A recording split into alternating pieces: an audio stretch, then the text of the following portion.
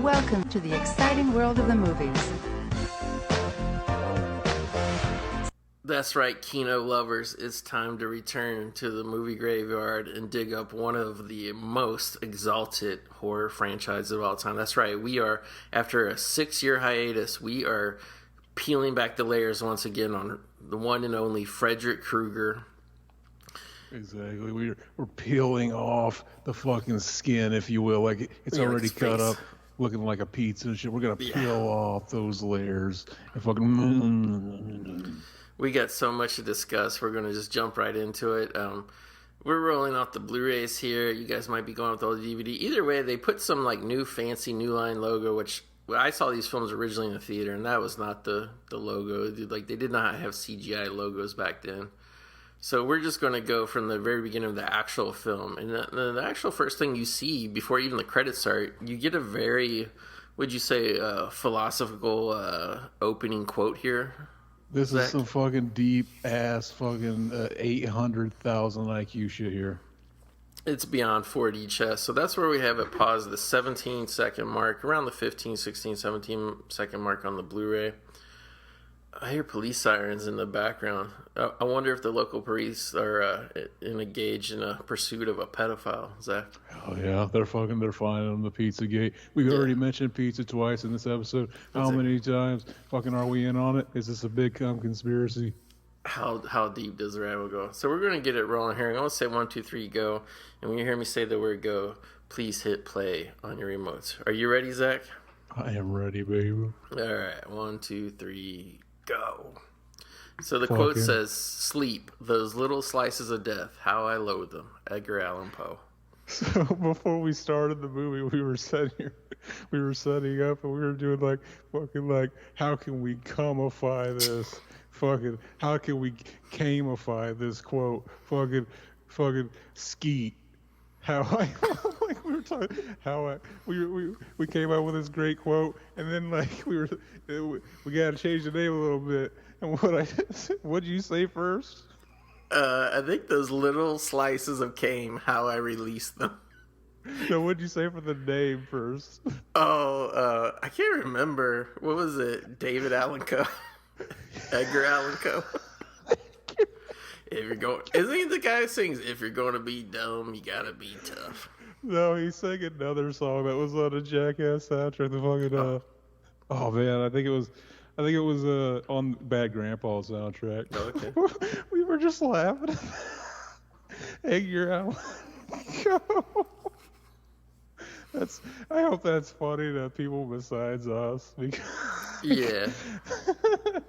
Well, like, I mean, we'll talk about it as it goes on here, but that's how you know you're in for some true Kino with part 3 of Nightmare on Elm Street when it opens up with a quote like that. Well, look at that, Zsa Zsa. She's literally smearing cum on newspaper clippings. Why? It is. That's what it looks like, hot, sticky cum. She's just using that to glue this house together, this little model house she's making during the credits. I always loved this opening credit scene. I did too, and the thing that you don't get to see in the movie, but if you're willing to take the time to watch the Dokken music video, you find out she's putting all pictures of Dokken on the back of it. Cool. Yeah. Fuck, what was your idea? We should start a Dokken cover band, and what would be called Concrete Cockin'? Yeah. Chad. Fucking, you think they would take us on tour? Oh, for sure. Fucking hell yes. But yeah, did you ever do shit like this? You ever build a model house? Fucking loud popsicle sticks and shit? I did. I bought this. I had this in high school. I had a thing that I had made out of popsicle sticks. And, you know, there was like this giant box of popsicle sticks, like 600 of them. And I probably only used like 100. So years later, like after I graduated high school, this is how devious I was. I started making them again. Oh, yeah. And we made one, and there was a local builder guy who was building a house across the street that we used to make fun of. And the reason we had it out for him was he also owned a local... By the way, this sounds like a completely fake, made-up story. But, yeah, like, he also owned a local pizzeria, and he was just, like, was a goofy guy. So we made a house, and we stuck it, like, over at his house where he was constructing. And they had like a for sale sign or under construction sign, like advertising it. and we wrote his name on it. And I can't remember exactly what we wrote, but we like taped pennies to it, and we said like, "This is the quality of the houses you build," or something.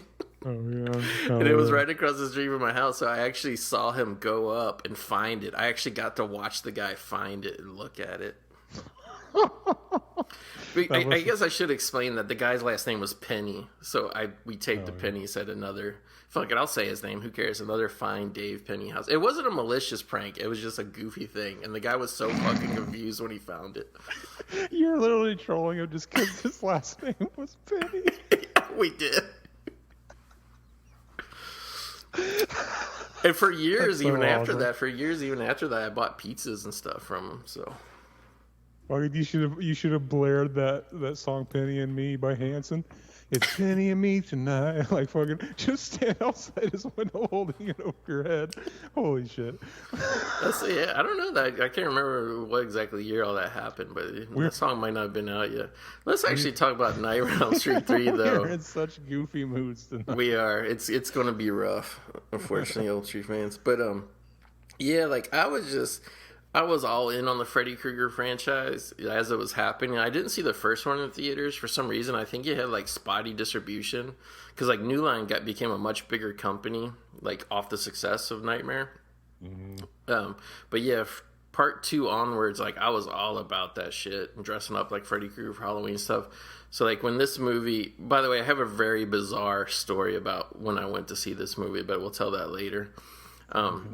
I wish I was fucking concrete cock enough to have seen this movie in theaters. Fucking the first Freddy movie I saw in theaters was Freddy versus Jason. Oh, that's hard. I mean, I know you're much younger than me, but that's very heartbreaking that you couldn't at least get in on some. Well, I guess there wasn't one for years before that. Before in between New Nightmare and Freddy versus Jason was probably like a 10-year gap. My experience with the Freddy movies is crazy because Freddy Krueger, he was always the creepiest one to me. Yeah. Like he always creeped me out the most. Like fucking fact that he killed kids. Mm-hmm. I didn't even think about the Play-Doh file implications, like the Pizzagate stuff going on. He even looks like a pizza. That was the thing, Zach. Is because I just watched part 3 again. I didn't rewatch 1 and 2 before this. I always swore up and down when I was a kid that the earlier movies, they either said or they heavily implied that he used to molest the kids before he killed them. And then towards the later ones, they just always referred to him as a child killer. Like they kind of cleaned it up. Like what do you remember about that? Fucking, I remember episodes of Freddy's Nightmares. They definitely called him a Play-Doh. They definitely called him. Yeah, maybe the first one where they had that trial for him or whatever. The first episode.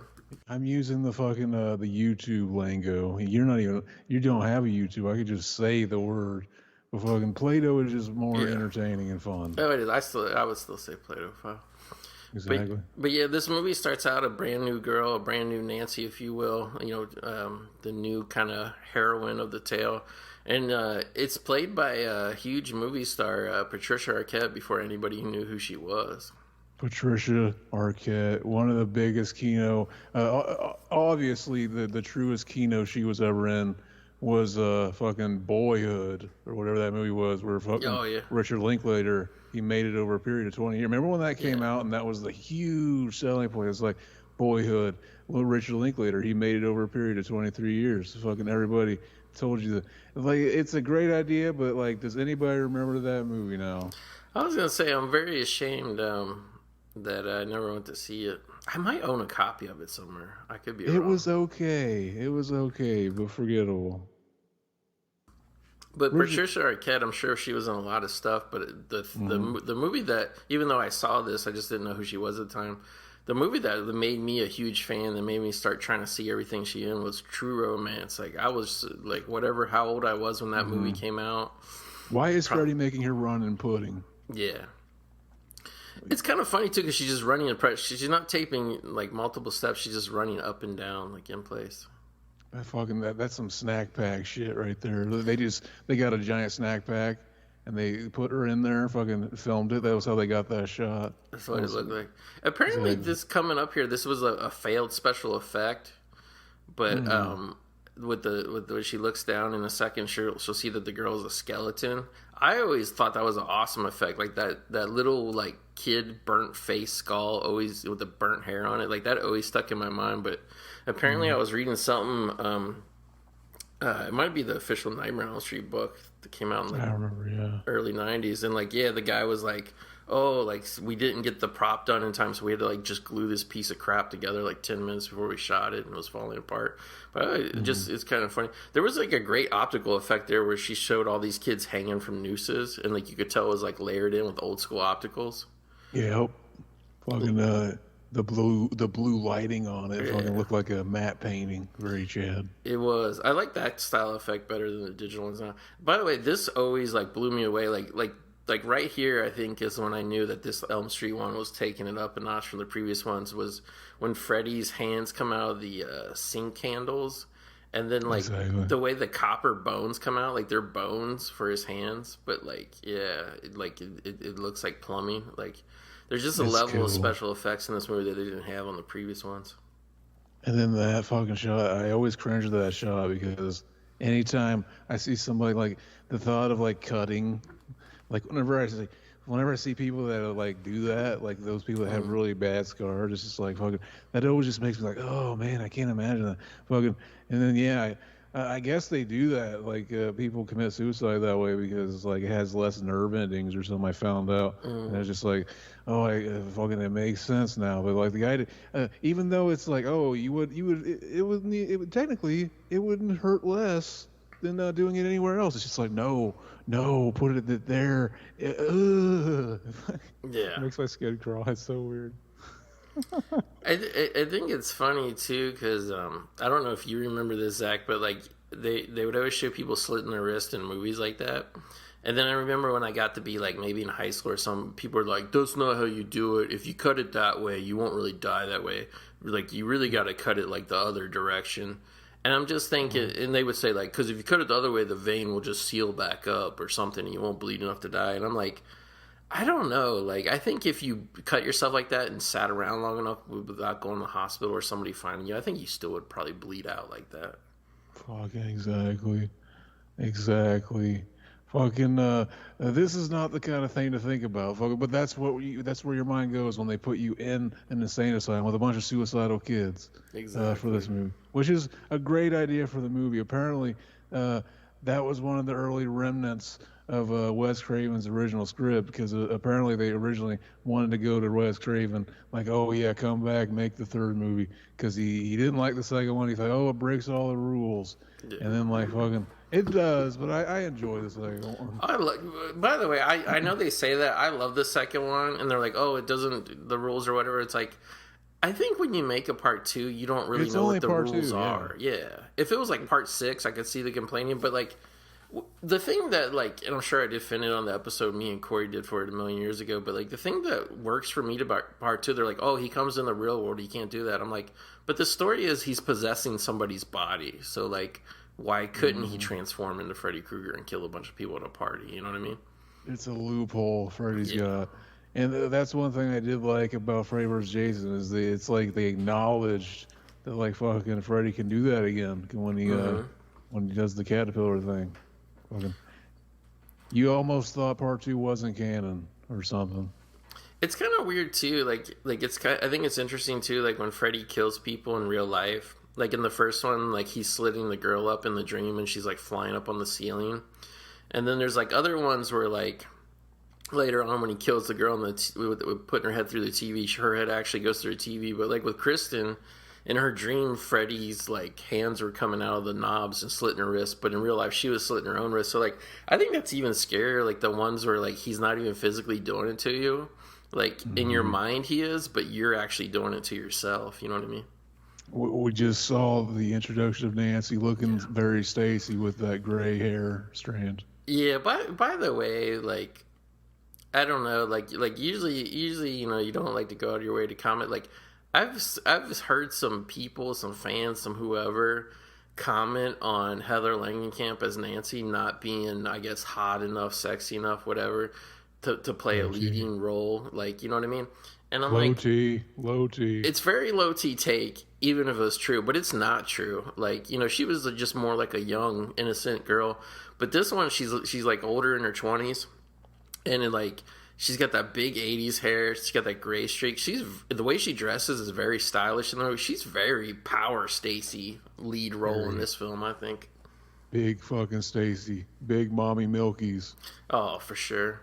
And fucking at the time, bathe me in a pool of white milk, like fucking, and then just like cum everywhere. Oh, absolutely. I mean, I'm drowning in it. Sweating cum. But in between Nightmare on Elm Street 1, because she wasn't in part 2, and then 3, which, by the way, if I'm not mistaken, I think there was only a 3-year gap. Well, actually less than 3 years, because part 3 came out in like very early 87. She was on a show around that time, or maybe it was like right after this, actually. Yeah, it was probably right after, but she was on this sitcom, and nobody remembers it. It was called like Just the 10 of Us or something like that. And it was like this family. I remember the dad was like a football coach at the school or something. I forget what the mom did, but they just had tons of kids. And it was just like this sitcom of like tons of kids. It was one of those TGI Friday ones. And Heather Langenkamp came, like, even though she already done these, or at least the first one at the very least, like she played like a Catholic schoolgirl. So she was like 90% of the time she appeared on that show, she was always in a Catholic school uniform. And I was like, I don't know, 12, 13 years old. I thought she was like a giant Stacy. Big Stacy. When you said the name of that sitcom, Just the 10 of Us, I thought you were going to say Just the Tip. And I was thinking, like, fucking, it was and then it's like, oh, it makes sense. Oh, they have like 10 kids? Fucking, it makes sense. Fucking, they could have called it Just the Tip anyway. It would have worked. Because you never actually follow through. It's a bad idea.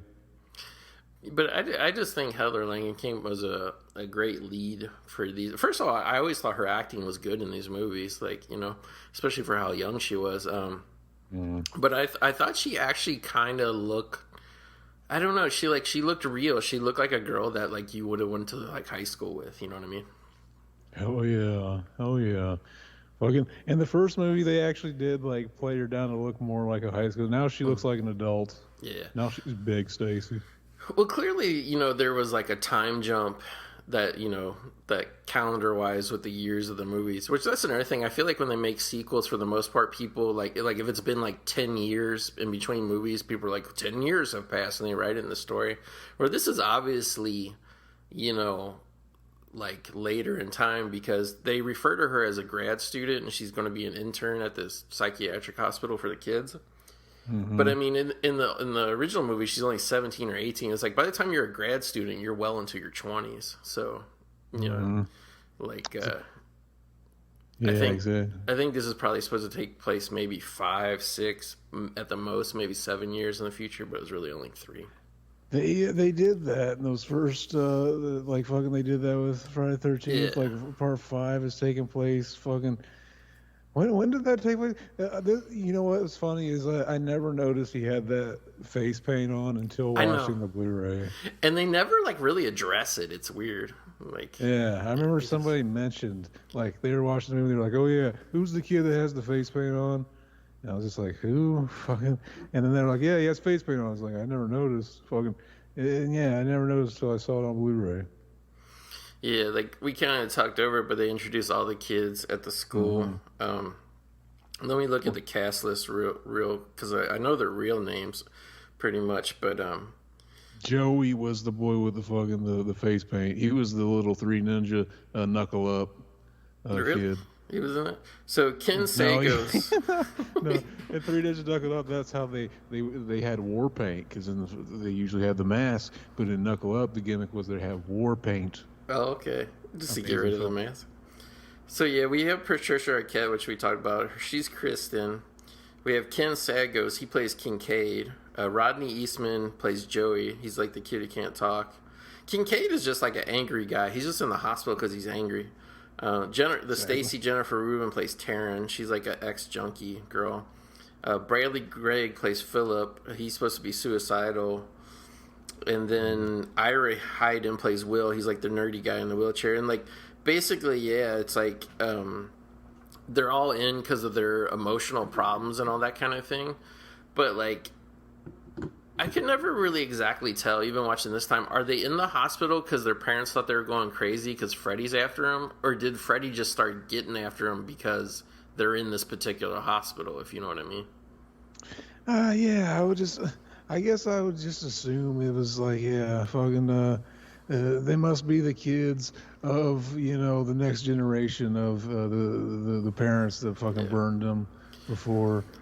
And then, yeah, fucking, we're just, hopefully we're not thinking about it. It's like, how big was the class that year? Fucking, don't worry. Don't worry about it. Well, also too, we should mention the male lead of this film, Craig Wasson, is at this time was very distinguished in his acting career. He was in the movie Ghost Story, which I loved as a kid. He was also in, what do you call it, Body Double, the great Body Double, starring Melanie Griffith and directed by Brian De Palma. That's one I haven't seen yet. It's on my to-watch list. I think you'll like it because it's like really kind of like bizarre, like it has a really bizarre twist in the storyline. But we're seeing Patricia Arquette's dream here. I always love this about the Nightmare on Elm Street movies here, also because how they mess with the idea, like you can never tell when they fall asleep and stuff like that. And it's like fucking genius, very genius. I just want to I want to have sex with all over. All over this crumbling tricycle, or what? that's what I was gonna say, but I was like, I can't say that. That's stupid. Don't say that. We're already too goofy this episode. Why are we too goofy? So Patricia Arquette, Kristen, she's always dreaming about going to Freddy's house. That's why she was building the popsicle house.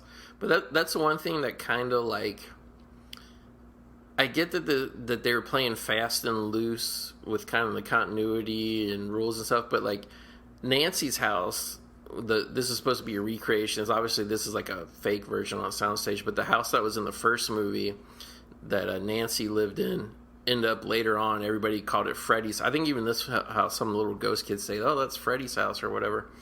Like I heard people say that as a criticism that they made Nancy's house Freddy's house, but like I don't think that's really like that bad of a criticism because he technically died there in the first film. Well, I mean he was already dead, but his ghost got kind of robbed there, and then he was haunting that house in part 2 because that's where he started trying to possess Jesse once Jesse moved in there. So I never saw it as like being an illogical or I never even thought about it. Yeah, like I've actually heard lots of people bitch about that over the years. Believe it or not, I'm like, no, it's like we got this. This is where Freddy Krueger becomes like Star Wars here. Like I couldn't believe this when I saw this. Like I think in the docu music video, and then obviously it was from the movie. But I can't believe a Nightmare on Elm Street movie had a special effect that was this big. So she's in this room, this dilapidated room, and the walls like start crumbling and breaking apart. There's like a snake in the walls, and then here in a second, like this giant Freddy snake is going to come out of the walls. And like, is this not like is it just me, or is this not an awesome special effect? Like it's so good. It's fucking incredible. One of the most memorable scenes from the series altogether. And I love that shot of him munching up her body, and the fact that they did that practically is mind-blowing because it almost looks animated in some way. And then this shot of Nancy getting up out of her chair and then falling back in the chair and disappearing. I always thought that, like, we're talking about optical effects back here, people. Like, people had to, by hand, blend shots together. This is awesome, that effect. That's the kind of thing I'm talking about, just like the surrealistic kind of way to the way they show you them falling. Obviously, she didn't really stand up. She was never standing up. She was just sleeping. But that's the way they kind of reveal that she's sleeping already. She just falls into the chair and right into the dream world. Very Chad. Here you get a good look at the giant animatronic Freddy snake. And it's amazing because it's like when it looks at her and it's like looks at Nancy and it goes, you. Like I always thought that was a great moment. Fucking there's a biggity bam, fucking kicks the door down and then she wakes up. Fucking doesn't know what happened. Fucking got a cut on her hand.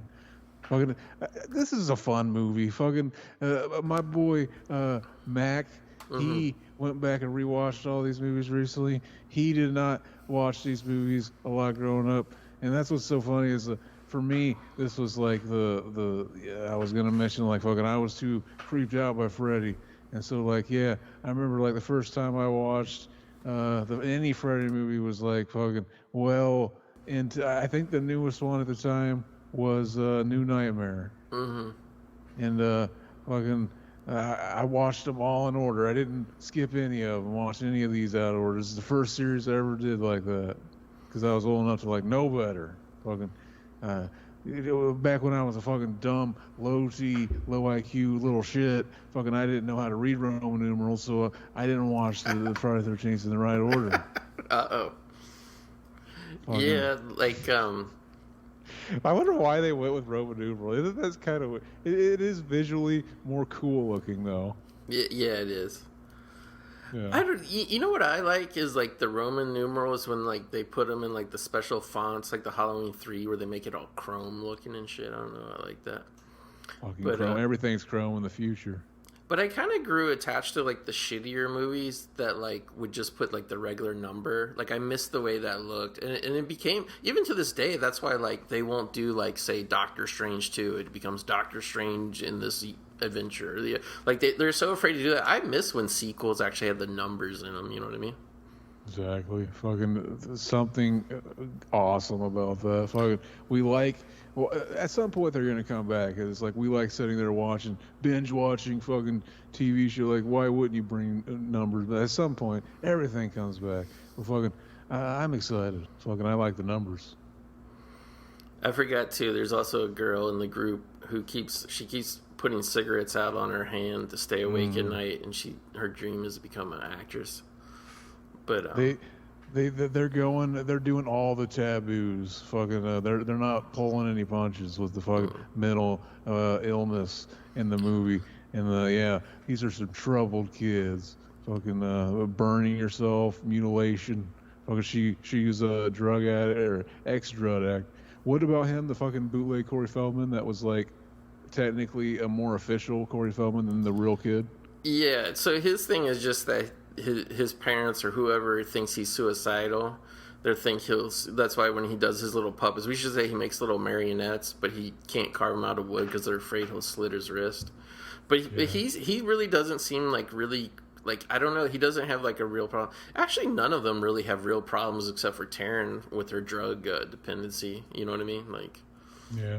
Basically, well, they brought that up. They're like, oh yeah, they don't want to give me a knife because I'm slimmer. That was a moment where it was he makes a joke and Nancy kind of laughs, but it's kind of setting the tone that this is like fucking, this is a sad place. And like one thing is like, yeah, this movie could have really came off as depressing, but it does like fucking, it has a campy feel to it, like all the acting and everything. So it worked. It feels a lot like a Friday the 13th movie. That's probably why this is when Freddy started becoming more comical. It just kind of, the movie itself almost took a more comedic tone. Yeah, it's kind of funny too, because it's like, I remember this movie at the time is like, because, you know, the Elm Street movies, the budgets at the time kept getting a little bit bigger and a little bit bigger. And like this one obviously has like the biggest set pieces and effects and stuff. And I remember at the time of this one seeming like super, you know, because they become the Dream Warriors in the third act. And I remember this one feeling like super, like comic booky, like in a good way, like really over the top and fun. But when you watch it now, like when I was watching this literally the other night, Zach, I'm just like, this is like a straight up drama for the first 40 minutes. You know what I mean? Like with little cameos by Freddy Krueger, because it's like they really get into like they don't shy away. And I think the reason it feels like that is you had Wes Craven, who he didn't want it to become a franchise. That's why he just stayed far away from 2. Then he's like, oh, they're going to do it anyway. And for some reason, they suckered him in to come in and, you know, co-write this one. That they kind of sold him on the idea that this would be the last one, and that's why he participated. And then this one made so much money, they're like, no.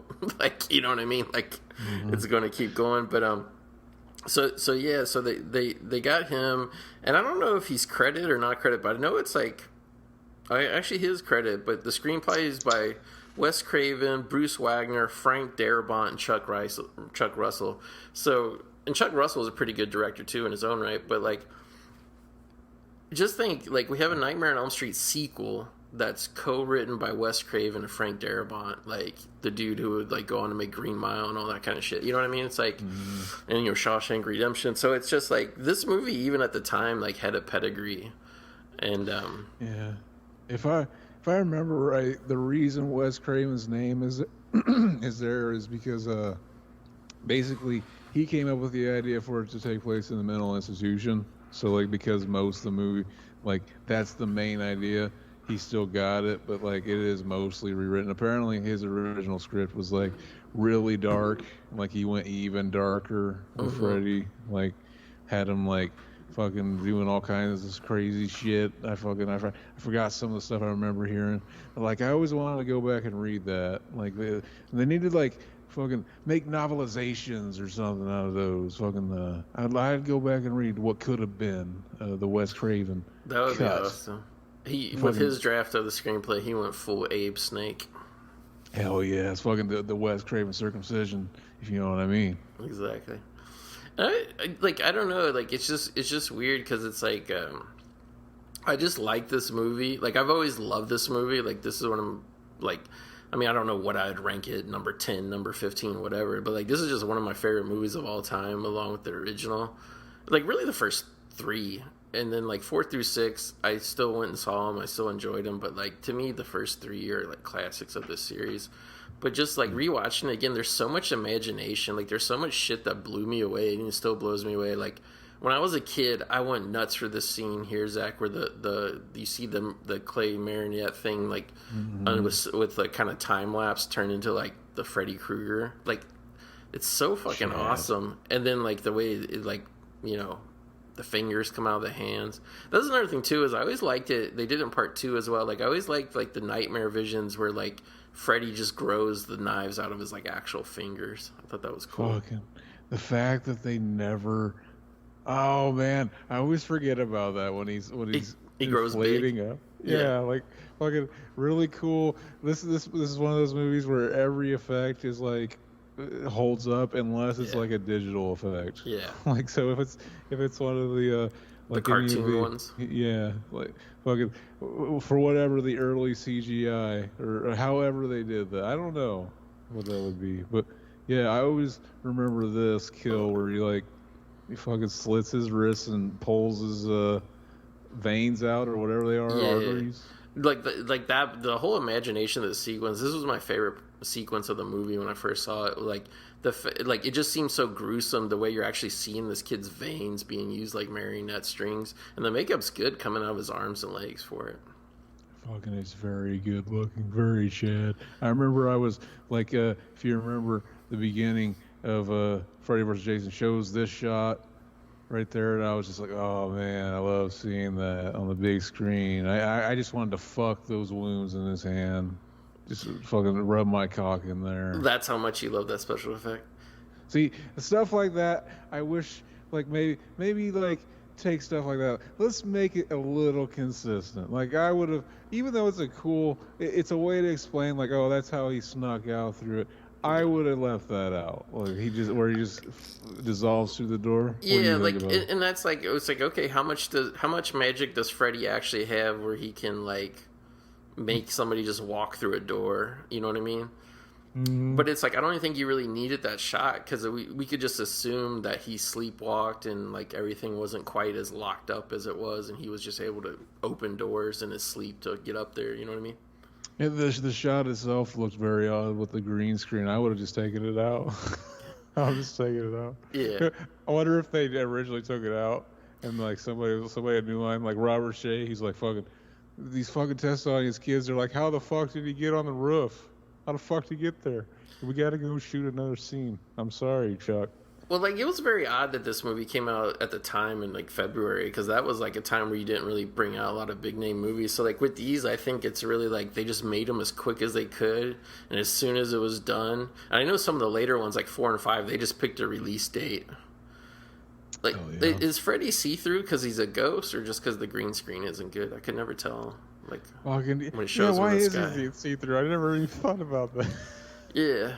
But why is it transparent? Why can't we see the stars behind him? it's actually cooler looking that way. But it's like, yeah, is it just because he's not really there, or like what? But just like the imagination of showing him giant up in the sky like that, like that's why this movie, you know, like it really, you know, to me the first one will always be the best one. But I think this one came really close in terms of like it spent a lot of time on establishing the characters and the drama. And the reality of the situation, these kids are trapped in this, like, basically asylum, and, like, they're just going to get picked off one by one. Which, by the way,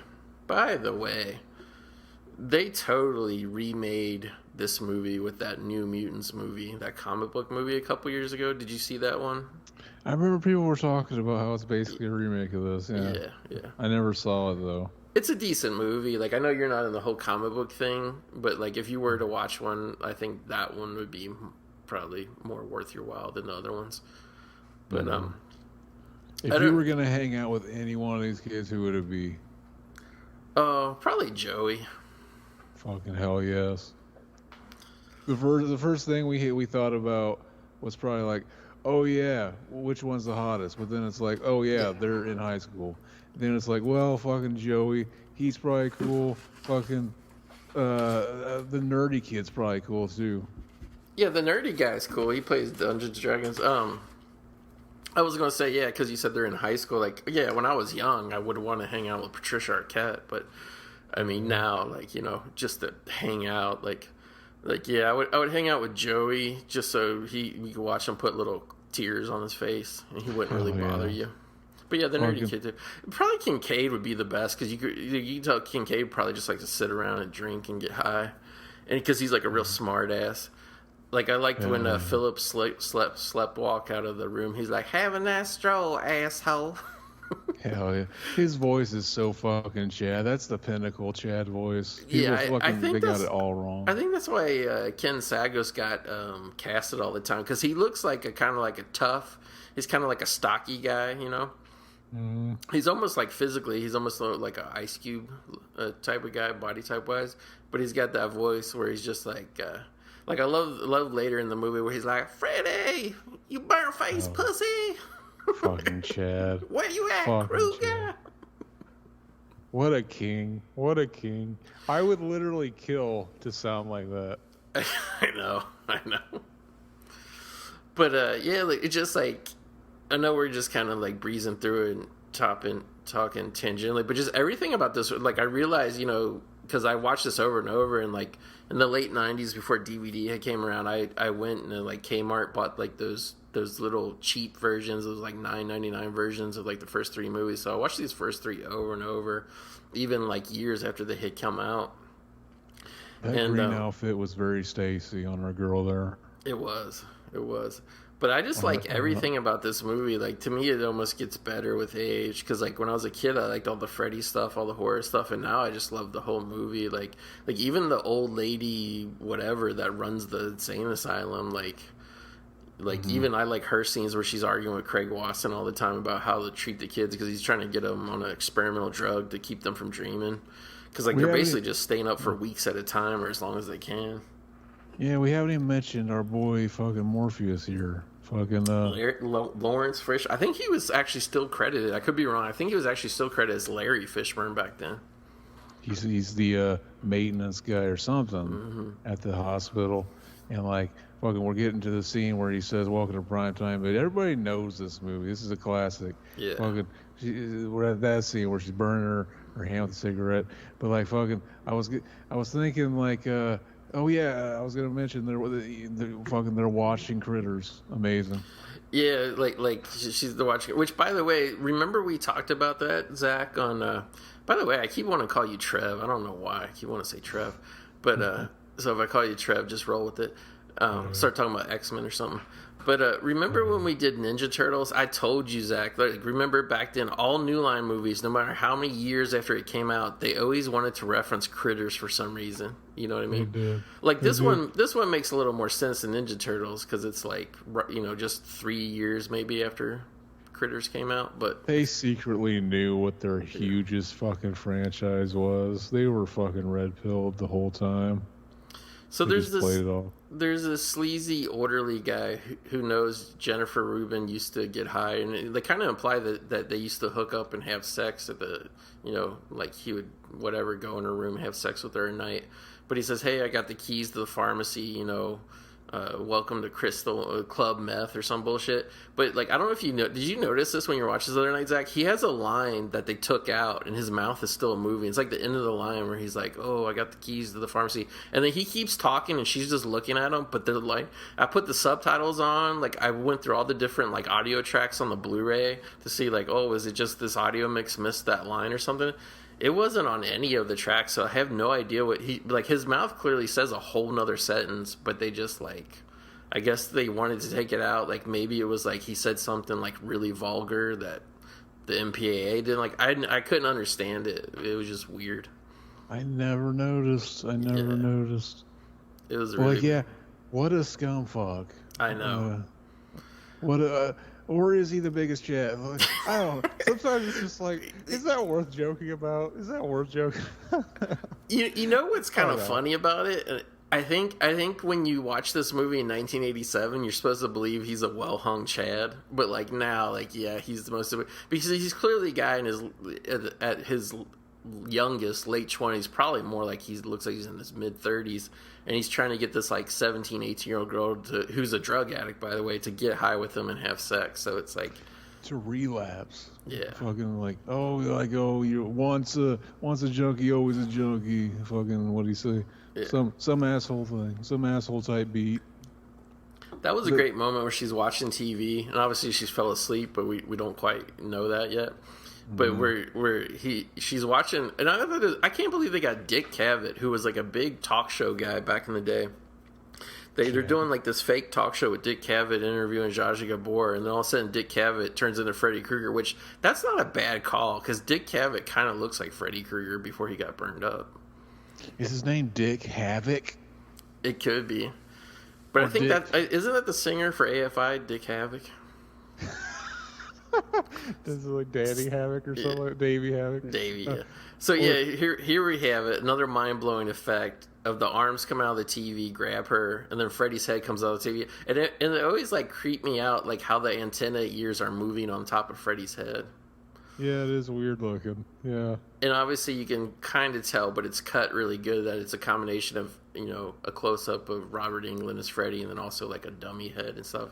But like I always thought that was brutal as fuck when I saw it, that he rams her head into the TV, because like back then, like, I never like broke a TV or really kicked a TV, but just when you as a kid, when you would like knock on the screen of your TV like that shit was some thick ass glass. Exactly. And if you were ever moving that shit and you dropped it, fucking, you better hope your toe wasn't underneath there, or you were crippled.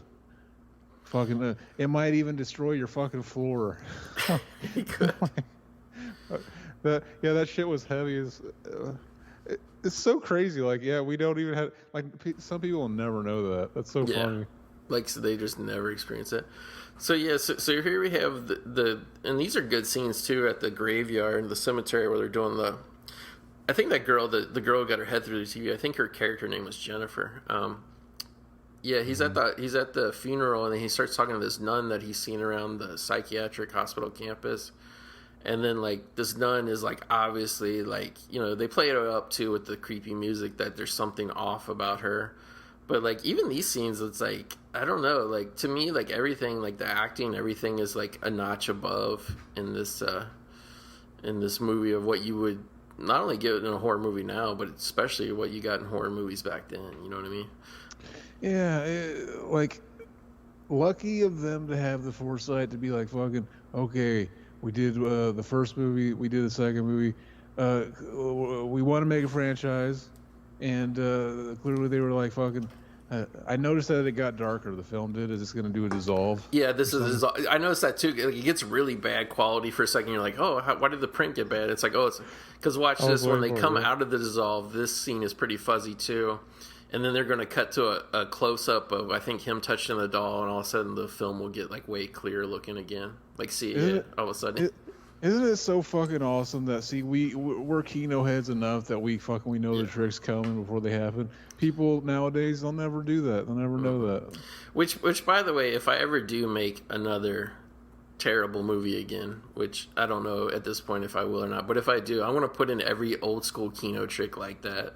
I want to do everything I can to make it look like film, and then like on the opening credits, it's going to be like way shittier quality, and then around every dissolve, the connecting shots will be that blurry quality like that.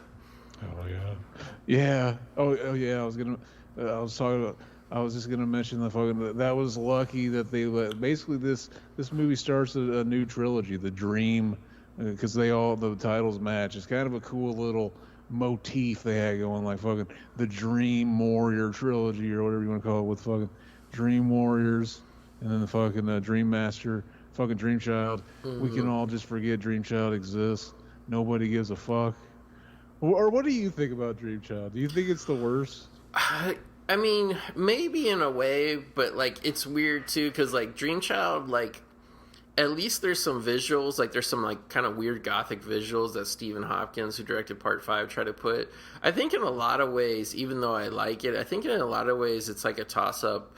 You kind of got to pick your poison between what's the word. I mean, personally for me, Zach, and I know I'm like in the minority, for me by far the worst is Freddy vs. Jason. But if you're talking the original series, I would say it's a toss up between 5 and 6, and like we'll talk about it as it goes on, but like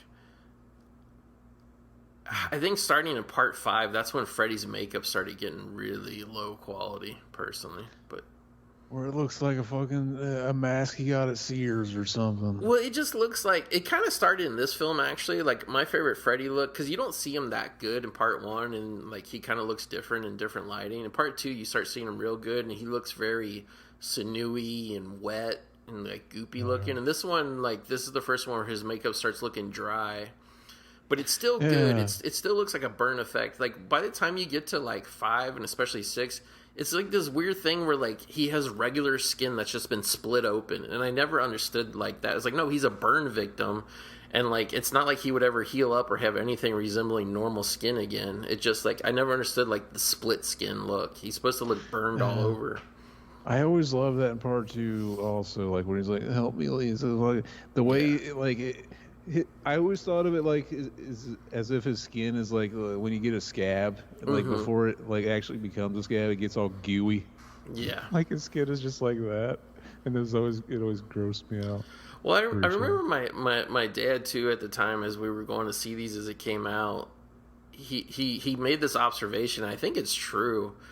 Is you gotta put like Vaseline or something wet on it to make it look wet, because if you let it look dry, then it does start looking like rubber. And like as much as I like Freddy and his look even in this movie, there are some certain shots where they get him in really good lighting where his face almost looks like it's made out of clay because it's just pure latex, you know what I mean?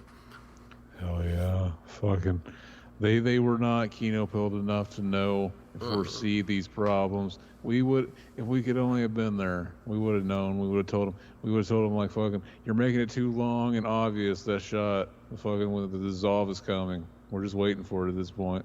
Fucking, they didn't know. Yeah, like I have no idea, because, you know, spoiler alert, I mean, if you're listening to this commentary, you know, you've got to have seen this before, because they killed Nancy off in this one. I always thought... Bad idea. Yeah. That's a bad idea. I was pretty... Because, like, yeah, like, they just... And probably, too, because Heather Langenkamp was probably... Not that she was a huge star or anything, but just in order to get somebody to keep coming back, you probably got to pay them a little more each time. And they just wanted all these unknown actors. Because they couldn't even get Patricia Arquette back for Part 4. They have a different girl playing her in Part 4. What's so funny is, as a kid, I never noticed that that was even... it's not that I didn't notice that they changed the girl. I didn't notice that was supposed to be the same girl. I thought it was just a different character. Exactly. That's the same thing. I thought it was a whole new character. And it wasn't until later, till like I was like owning the films and watching them back then, I was like, oh shit, like they recast her, you know? Yeah. But I always thought it was a mistake too, at least for the continuity or whatever. Like they even for a cameo, they never got Craig Wasson back. Because it's like, you know, all these things are supposed to take place in the same town. And it's like, he's one of the few actual adults who's kind of clued into what's going on, that the kids are getting killed in their dreams. You know what I mean? Mm-hmm. So yeah, he just disappears completely. yeah, it's like, yeah, I mean, because he survives this movie clearly, but it's just like, yeah. Or is that supposed to be him at the very end where they sequel bait? Because it just shows some random person sleeping in the house. Like, No, yeah, that's him. That's him. Yeah. Why is he back there? Why is he sleeping next to it? It's just so they can show the house light up, like, oh, Freddy's not really dead. You know what I mean? There's no way he would have kept that. Yeah, that was really odd that he would have kept that. Because he also has Nancy's dream doll, and it's just like, why would you keep something that's haunted? So we gotta talk. I guess it makes like, oh, it's just a fucking little house. Like, yeah, I guess. But it's a dream world. I would fucking, the house has to be haunted. The fucking fake house that looks like the killer's house. The house that he's sleeping in too, if you notice, and we'll see. I'll point it out when it comes up. But like, it's got like Christmas lights on the front of it. I was like, is this a random shot at the last minute they stole from some other movie? Like, it's very bizarre. Oh yeah. I noticed too while watching it, getting ready for this, that I've always noticed it, but it's so weird and odd when it shows up is whenever like there's like 3 scenes in the movie where they don't do the pitch shift thing to Freddy's voice. Yeah, it's weird. Like sometimes his voice has an effect on it, and sometimes it's just Robert Englund.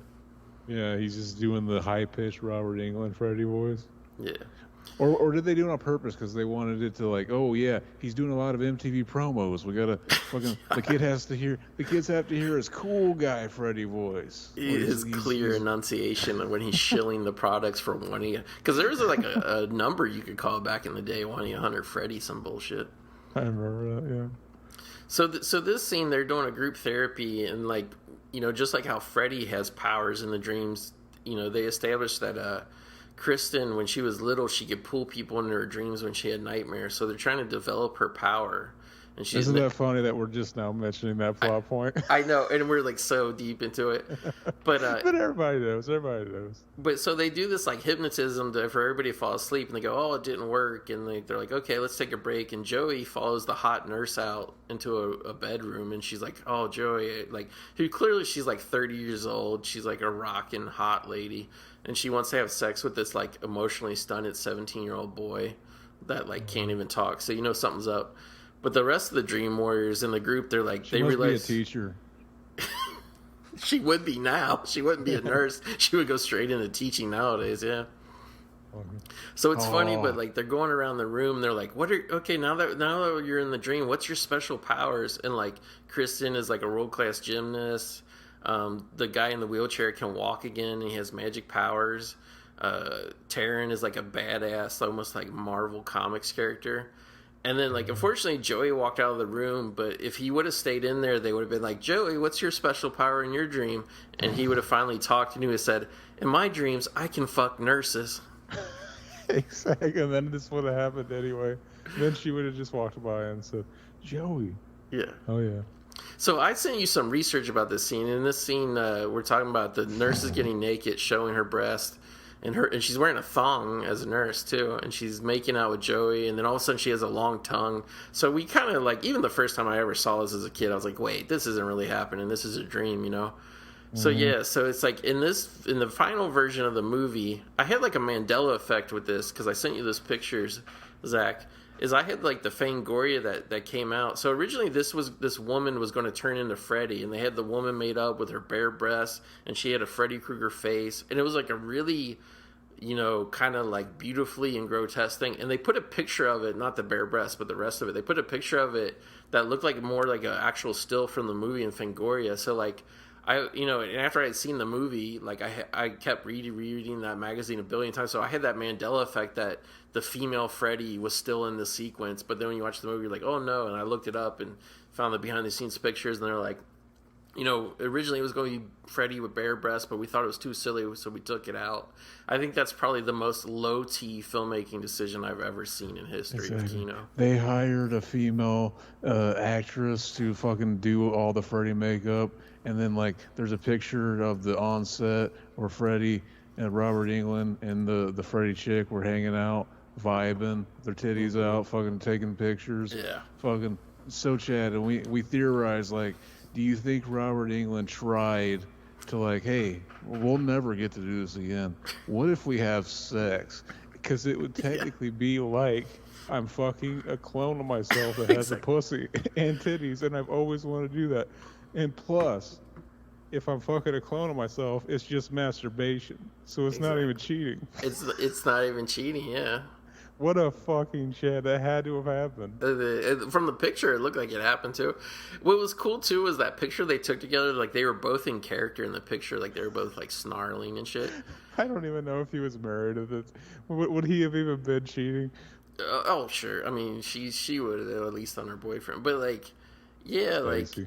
like I don't know. Like I think that was a very big missed opportunity because that just would have been another nightmarish level of Freddy. Because I think it's actually more corny just to have the tongues flying out of her mouth. Like she shoots all these big tongues and they strap Joey to the bed and the bottom of the bed falls out and there's hell underneath. Like that was another like effect I thought was amazing at the time. What if Freddy went even further? What if Freddy like started blowing Joey? Yeah. Like fucking like made his tongue go up his urethra, fucking drain his balls before like he just starts like he just starts yelling. We actually talked about that on the last Friday the 13th commentary me and Trev did. We were talking about the controversy that Michael Myers got accused of gay bashing in the latest Halloween film. And we were saying one character that would kill you no matter if you're gay, straight, bi, or whatever would be Freddy, because like he doesn't care like because we were talking about like guys like Michael Myers and Jason, like they don't have real cognitive abilities, like they don't even know who a gay person is. So like when they kill a gay person, they're just killing a person, period. But Freddy, he knows if you're gay or bi, and I theorize that Freddy would turn into like the hottest guy in your school and have sex with you all the way. Like, pretty much until you would come, and then right as you come, he would slit your throat. He would turn into Freddy and slit your throat. Fucking savage. That's the best way to do it. Yeah. Technically, they're not suffering at all, though. They die at the fucking pinnacle of life. But, like, I remember, like, I listened to that commentary. I liked it. It was fun. I remember I was thinking when you guys brought that up, I was like, fucking... That's how you know they could never make Freddy come back because like fucking he could they wouldn't. He's too mean spirited. Fucking we can't have him picking on the gay kid. But then I realized, what if they just rewrite it so Freddy is gay, the first gay fucking movie slasher, and they fucking you know what they could do? It's so simple. They just take his sweater and put the rainbow colors there. You know, it's funny you say that, but I was actually wondering today. I was like, even this original version of Freddy, is it possible that maybe Freddy was a member of the LGBTQIA plus community? Because whenever he like gets in the face of like the young females that he stalks, like he's always like playing around, sticking his tongue in their ears and doing all this shit and taunting them. But he's never actually turned on while he does it. He just does it as a taunt, you know what I mean? What if he's just asexual? Yeah, I think that's probably more likely. But no, like going back to the sequence with the female Freddy, and then I'll finally let that die. I thought the version of the scene that I would do is like you show Joey like he kisses the woman, and then he goes down, and you show like him like sucking on her breast, and then like. You know, and like after he's doing it for a few seconds, like he looks up to be like, "Hey, you're liking this, right?" And then that's where the face is Freddy. I think that would be an awesome scare. Fucking hell yeah! And we just see him down there like the scene from fucking Me, Myself, and Irene. When he's sucking on that fake titty. Yeah. Fucking the baby scene. But I was thinking that could totally work too because like fucking the irony is like a lot of the fans would be mad if fucking Freddy was gay and he was wearing a rainbow flag because it'd be like, this is rainbow capitalism, but fucking at least it still wouldn't be considered as gay as Nightmare on Elm Street 2. Yeah. Which I've always argued that Nightmare on Elm Street 2 is not gay because he's... I never thought it was either. The thing is, I remember me and Trev got into a nasty debate on this online over Facebook, and he was saying, "Oh, the subtext is the gay subject matter," and I was like, "No, you can't have subtext." And like, I think he didn't think I understood what subtext was, but I was like, "No." But it's like, here's the thing, though: you can't have subtext. It's one thing if, like, say, like you're making a movie about a couple guys that are like out in the wilderness building a house, and then like they never actually like have sex, but the underlying tension is that they have a gay relationship. Like, it's like, hey, we're here building this house, but the subtext is that we're actually falling in love. Like, that's one thing. But my point was, you can't have a subtext that directly contradicts the actual text of the movie. So the whole reason that Jesse is able to defeat Freddy in part 2 is it's the love for him and the girl. I think her name was Kim or something. It's the whole reason his soul is saved from Freddy is that the love that this young boy and this girl, and I understand that the actor in real life was gay, but that has nothing to do with the story of the movie, because you could recast it a million times and the story would be the same. It's like, how can you have gay subtext when the text of the movie is saying no, he actually completely undevotedly loves this woman? Like, that doesn't work for me. You know what I mean? Exactly. Fucking it just undoes it. But that, in a way, it's kind of the same way they in the first one, where fucking she takes away the strength from Freddy and walks out, and then he immediately ends with him fucking getting revenge. Fucking Robert Shea, fucking he kind of like fucked up the logic of it. To me, like, the original Nightmare on Elm Street is like, oh yeah, it's kind of like, it's really close to being like a perfect fucking like monster movie, but then it kind of like the ending just kind of like fucking falls on its face. Yeah. Fucking yeah, like when Freddy's skeleton dissolves into a bed. He's like, the whole logic of that is so weird. He gets on the mom. He's in the real world now, but he gets on the mom, and she turns into the dream, like, and descends into the bed. It's so weird. Like, they set up the logic, and then they still kind of break it to make it visually interesting, maybe. Yeah. I think, too, they just didn't know how to... I think conceptually, it's a good ending. It's just kind of like a little weird how the boy... But I guess we should say, too, this is also the major plot point, and it gets carried out throughout that, the rest of the Dream trilogy, as you say. This is where Craig Watson, he's been fired from the hospital, he's leaving, he sees the nun up in the tower, he's like, I gotta talk to her, like, there's something mysterious going on. Oh, here's a great Exorcist homage, where Freddy says, come get him, bitch, like, he cuts it into... Joey's stomach. I always thought that was a cool thing. But anyway, Craig Watson runs up into the tower and he talks to the nun, and she explains that, like, oh, there's this young nun here in the 40s, Amanda Krueger, and she got locked in this wing of the hospital over Christmas break, and she got raped hundreds of times by the inmates, and her child was Freddy. So in this film, that's where the whole bastard son of 100 maniacs started, and then eventually it gets blown up into the sequels to, everybody says, the bastard son of 1,000 maniacs. So that, exactly. So like, I never really put all the dots together, Zach. But this was the time where I'm like, well, they're actually in like I understand it's a closed off wing of the hospital, but they're in the actual hospital where Freddy was conceived, like through this multiple like mass rape. So that's why I was kind of like how he in part 2 he hung around Nancy's house and then haunted the kid that moved in next. I thought maybe he's just haunting the kids in this hospital because that's close to where he was like conceived. You know what I mean? Exactly. And fucking, he is a fellow cam ganger. Like, his semen was a mixture of multiple men. That's fucking that only happens every one. They used to say that was impossible, but it happens every once in a while. Fucking, there's only a handful known to man. Well, yeah, like wasn't there a big debate in science that you could not have multiple fathers, but it turned out to be true, and the film that proved it was that movie Twins with Danny DeVito and Arnold Schwarzenegger, when they said that, that they were made out of a sperm milkshake. Remember that? Yeah, the sperm milkshake. They were actually going to do a sequel, but fucking Big came and fucking shut it down because they didn't want it to come out. And we actually we should probably let them know that there's actually like a dollar store knockoff version called Little Seaman. Yeah. That fucks with us sometimes. Yeah. They fuck with us sometimes. Fuck them.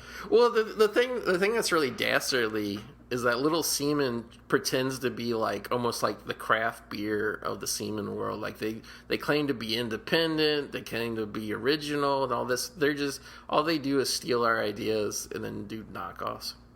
Think of it like Little Caesars, basically. It's just bootleg Pizza Hut. Yeah, pretty much. Those motherfuckers.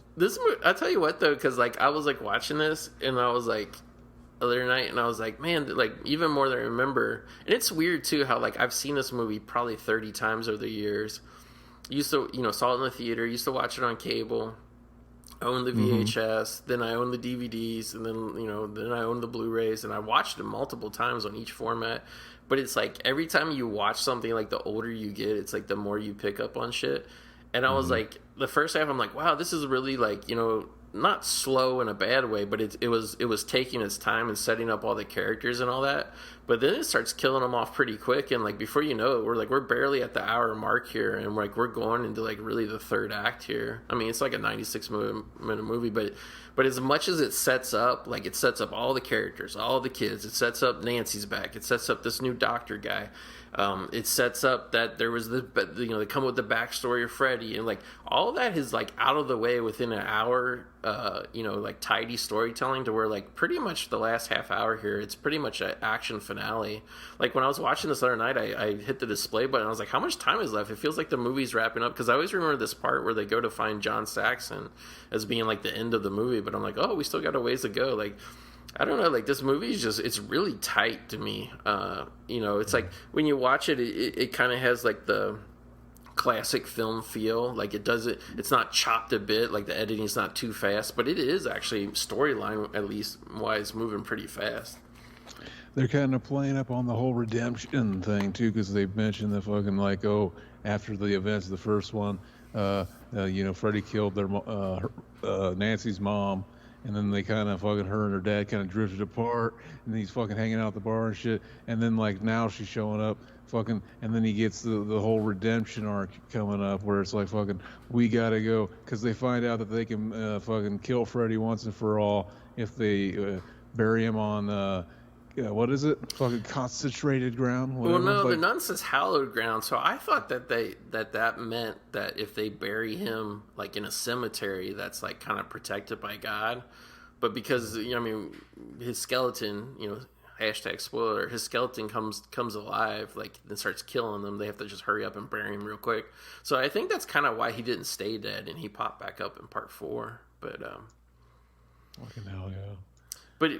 But even this like this kind of like whatever bare box set Blu-ray version, like the cinematography is really good in this movie. Like this actually looks, at least to me, it looks very similar to the A-list picture, which by the way, this was only like a $4 million budget.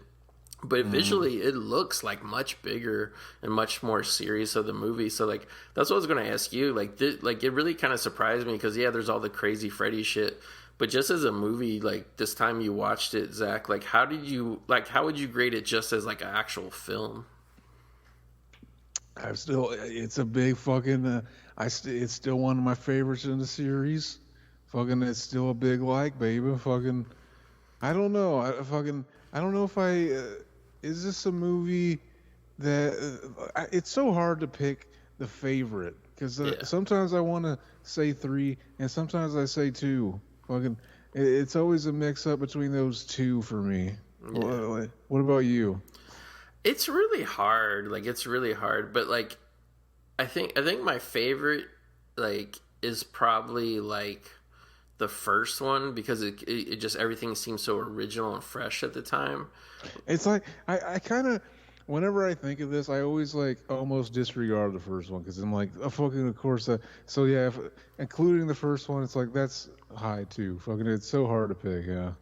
But I think this one might actually be the best made film overall, because to me, and I even felt it as like a whatever, 12-year-old kid at the time, like I could feel like part 4 onwards were slipping in terms of like they weren't serious films anymore, if that made sense.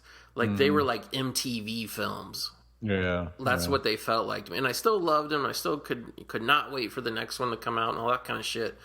But like, yeah, like to me, this is kind of like, this part 3 is like kind of the height. Like, I think this is the best just made film in general. Cause like, I mean, think about the cast. You have Larry Fishburne, who's a real actor. Like, I know the original had, John Saxon and everything, but like, you have Craig Wasson. This one has John Saxon. Yeah, this one has John Saxon as well. But it's just kind of like, this one is just more of like a well-rounded, like, serious film, I think.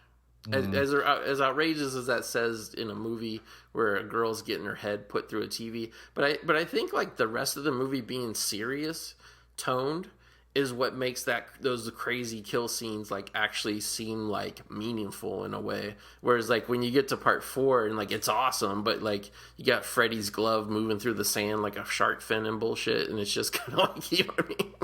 Mm-hmm. And a guy fights Freddy with karate. It's just a much more campier film, like whatever. What's funny is I like the fucking sand shark. Yeah, land shark. Fucking amazing. Like like his face when he puts on the sunglasses, it's for some reason it's nostalgic, but like fucking at the same time it's like, why did they? It's such a weird thing to do. It's very weird. But like this movie too, like just as a horror film, like it has a lot of atmosphere, and seeing it, you know, on a good Blu-ray quality again, you know, on a 4K TV this time and all that kind of thing, is like the when they go in this graveyard, like it has good, you know, and when they were in the cemetery earlier, even though it's daylight, like this movie just has good horror movie atmosphere, you know what I mean? Yeah, and like the way they end it here is kind of like a classic movie monster almost, like kind of Dracula-esque. Yeah. Okay.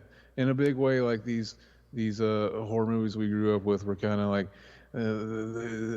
we forget how young film still is. Like we've only been making movies for so long. Like we look at these like fucking, well, we've moved on. It's like they're still looking at like fucking the classic movie monsters, the stuff they were growing up with, when they're looking at kind of the archetype for this one, baby. Fucking, it's all magical. It's all fucking the part of life. It's all good shit.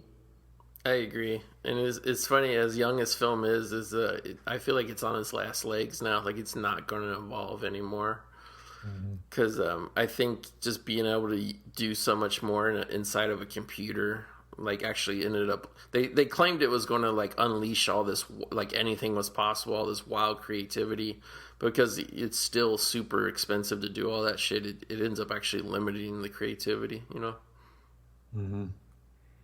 It is fucking like, yeah.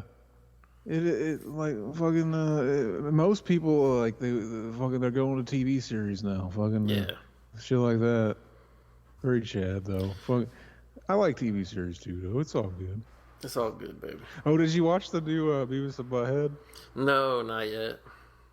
I'm interested to hear what you say, because we were talking about maybe doing that one at some point. Fucking do America. Do it, yeah. We have to do that one. Oh yeah. Yeah, I'm about 80% on unboxing all my movies. I just got the final shipment of shelves in that I need, so I'm gonna spend the whole holiday weekend finally getting my shit, the rest of it alphabetized. Fucking shit, alphabetized. Get it? I get it. That's what the alphas do. So we're at the scene now where she basically got the doctor dude fucking to agree, like, oh yeah, we should, oh no, we already passed that. That happened earlier. Basically, like, yeah, we're all gonna go to sleep and we're gonna figure out how to fight Freddy, and now they're going back. They're like, fucking Freddy, he got Joey. We gotta go save him.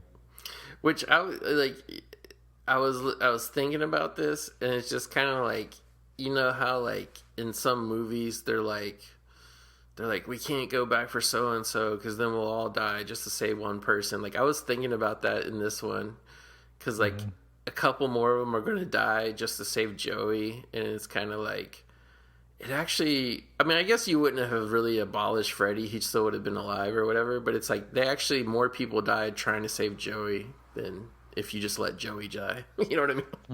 All because Joey basically got pulled into a coma. Fucking, he wanted to fucking come all over the fucking big milkies of that hot space he has nerves. Freddy literally got him because he was so horny.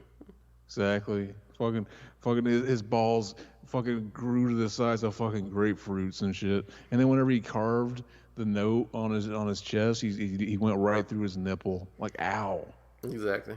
So like, I hate it when films just repeat shit just to repeat it to save money. But I actually thought this was a good repeat, where like all of a sudden it's like, oh, the whole thing was just Kristen's dream, and she's back in her bedroom, and it's a replay of the scene from that started the movie out. Because I hate to say it, but like her mom is like a cougar whore who just brings guys home and bangs them every night. But yeah. But yeah, it's like, and it was Robert Englund's voice the first time too, where he's like, Elaine, where's the bourbon? They replay that, but this time it's Freddy that she brought home to have sex with. It's fucking amazing. And this is actually a good effect. As Freddy cuts her mom's head off and holds it up, and then her mom's like face is like, it's kind of like the effect at Disneyland or whatever on the Haunted Mansion. Oh yeah. It kind of reminded me of that. But yeah, her mom's decapitated head is just bitching at her. I always thought that was a standout scene. Well, how did you feel seeing Frederick Krueger in a tuxedo? Because I kind of liked it. Exactly. Fucking. That's how he should fucking show up to all the premieres of these movies. That's what I would have been doing. Yeah. Hey, Chad. Fucking. You imagine how much pussy you'd have been getting if you showed up to the Freddy Krueger movie dressed as Freddy Krueger. Exactly. In a tuxedo. It's like whenever you beat Metal Gear Solid twice or something. But she's really fucking Stacy, like the fucking the punk rock chick here that was addicted to the drugs. Yeah, Taryn. Of course, Freddy brings up her drug habit. Yeah, in his dream. And when it happens, and I think you know what I'm talking about here, as watching this as a 10-year-old boy, this was the scene that like kind of like introduced me to the grown-up world. Oh yeah. It's funny too because like this scene is so basic. Like all of a sudden she walks into like this doorway that goes out into this alley, and there's like it's like a seedy alley with a bar at the end of it, and there's like this hobo gets up and walks by, and it turns into Freddy. Exploited cinema type shit. Yeah, it really is. And clearly this is some backlot shit, but it looks good. I kind of miss it when they would shoot shit on backlots like this. Like it had a good atmosphere to it. It's clearly pumped full of fog. Oh no, the bum didn't turn into Freddy. Just Freddy popped out of nowhere. Exactly. The bum just happened to be there. That was just a lucky surprise for Freddy. It just benefited him. So Freddy and this girl, because she has like twin switchblades, they have like a knife fight. And I always remember this being this like giant action scene, but now when you watch it now, it's like literally 10 seconds long. It is. I always remember it being more intricate too. I forgot he just kind of was standing there. Yeah. And then like you could see whenever he's moving his arms around, you can see up his sleeves, and you can see it's not burnt. Oh yeah, because he's moving like too fast. So yeah, so then Freddy's all his fingers turn into hypodermic needles, and then her arms have these little mouths on it, like her track marks. Like this really grossed me out as a kid. But then he plunges the needles into her arms, and it pumps all the drugs in. And she basically overdoses. Like she has a prosthetic vein that pops out in her head. Yeah, this scene where he's like, "Oh, what a rush!" Like I understood by this point in time when I saw this movie where babies came from, but like I didn't realize like I had never seen a depiction of what it's like to actually ejaculate until I saw that. And like I knew you would pick up on this. Like 100% right. We're supposed to read into that he actually cummed there, right? Well, I never thought that. Are you serious? You're the guy who comes up with coming for everything. And you didn't think he was coming? Where he goes, oh, and his eyes roll back in his head. He goes, what a rush. Now that you say it, it makes sense. But like, I think that's what people do when they do drugs too. It is kind of like coming. It is kind of like a shot coming into your. But he wasn't doing the drugs though. He was releasing his drugs into her. True. He was coming into her little armholes. True. I assumed he was mocking her like the fucking asshole he is. Yeah. So yeah, this is the perfect thing. So the kid that's normally in a wheelchair, but now he's walking around. Freddy confronts that was him. really hard to like drop the charade and admit that I really never thought that, because I did kind of want to be like, yeah, of course. I thought you were going to go along with it perfectly. And not only that, I thought you would genuinely have thought that. But this did you just make it up as a joke and I got all autistic and didn't realize it? No, I literally always, my whole life, I thought Freddy was coming in that scene. But yeah, so like, speaking of Freddy, how sadistic, that's why he's my favorite villain, because he can verbally taunt you. I always loved this scene. It always stuck in my mind where he confronts the kid who's in a wheelchair, and he's like, have a seat.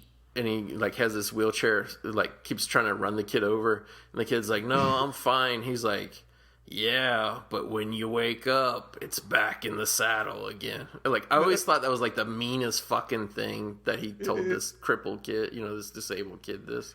It has total bully energy. Like the thing, like whenever you're at school and you see like the bully picking on a kid, he comes up and he says something that's actually kind of funny. Like just the timing of it's kind of funny. I mean, it's like that's mean, but it's like you kind of chuckle, and then it's just like it adds to it. So like he comes in, and he fucking like, oh hey, the kid that can't walk, and he brings out a big fucking baby seat or whatever. It was like an old timey wheelchair, but with like spikes and shit on it. Yeah. You forgot your wheelchair, and it's like fucking that's so mean, dick. But it's so big and comical that it's kind of like I kind of did chuckle because you're such an asshole, Freddy. And just the way he says the line too, he's like, "But when you wake up." Kincaid, they did him dirty on the poster. Yeah, like how did they draw Kincaid on the poster? He's just some muscle, like tall white dude. Is he? I never. He's got a red because they used to make the posters before they even cast the movie. That's why they did it. Gave it to somebody and they read the script, which is weird. That's hilarious. Think they just waited till? I guess maybe they just wanted them to have as much time as possible to make those big posters. Yeah, I kept meaning to bring up the poster too. I always loved the poster. Yeah, you're right. Kincaid is like white. I mean, they're really kind of generic because there's also another white guy holding like a weapon that's like never in the movie.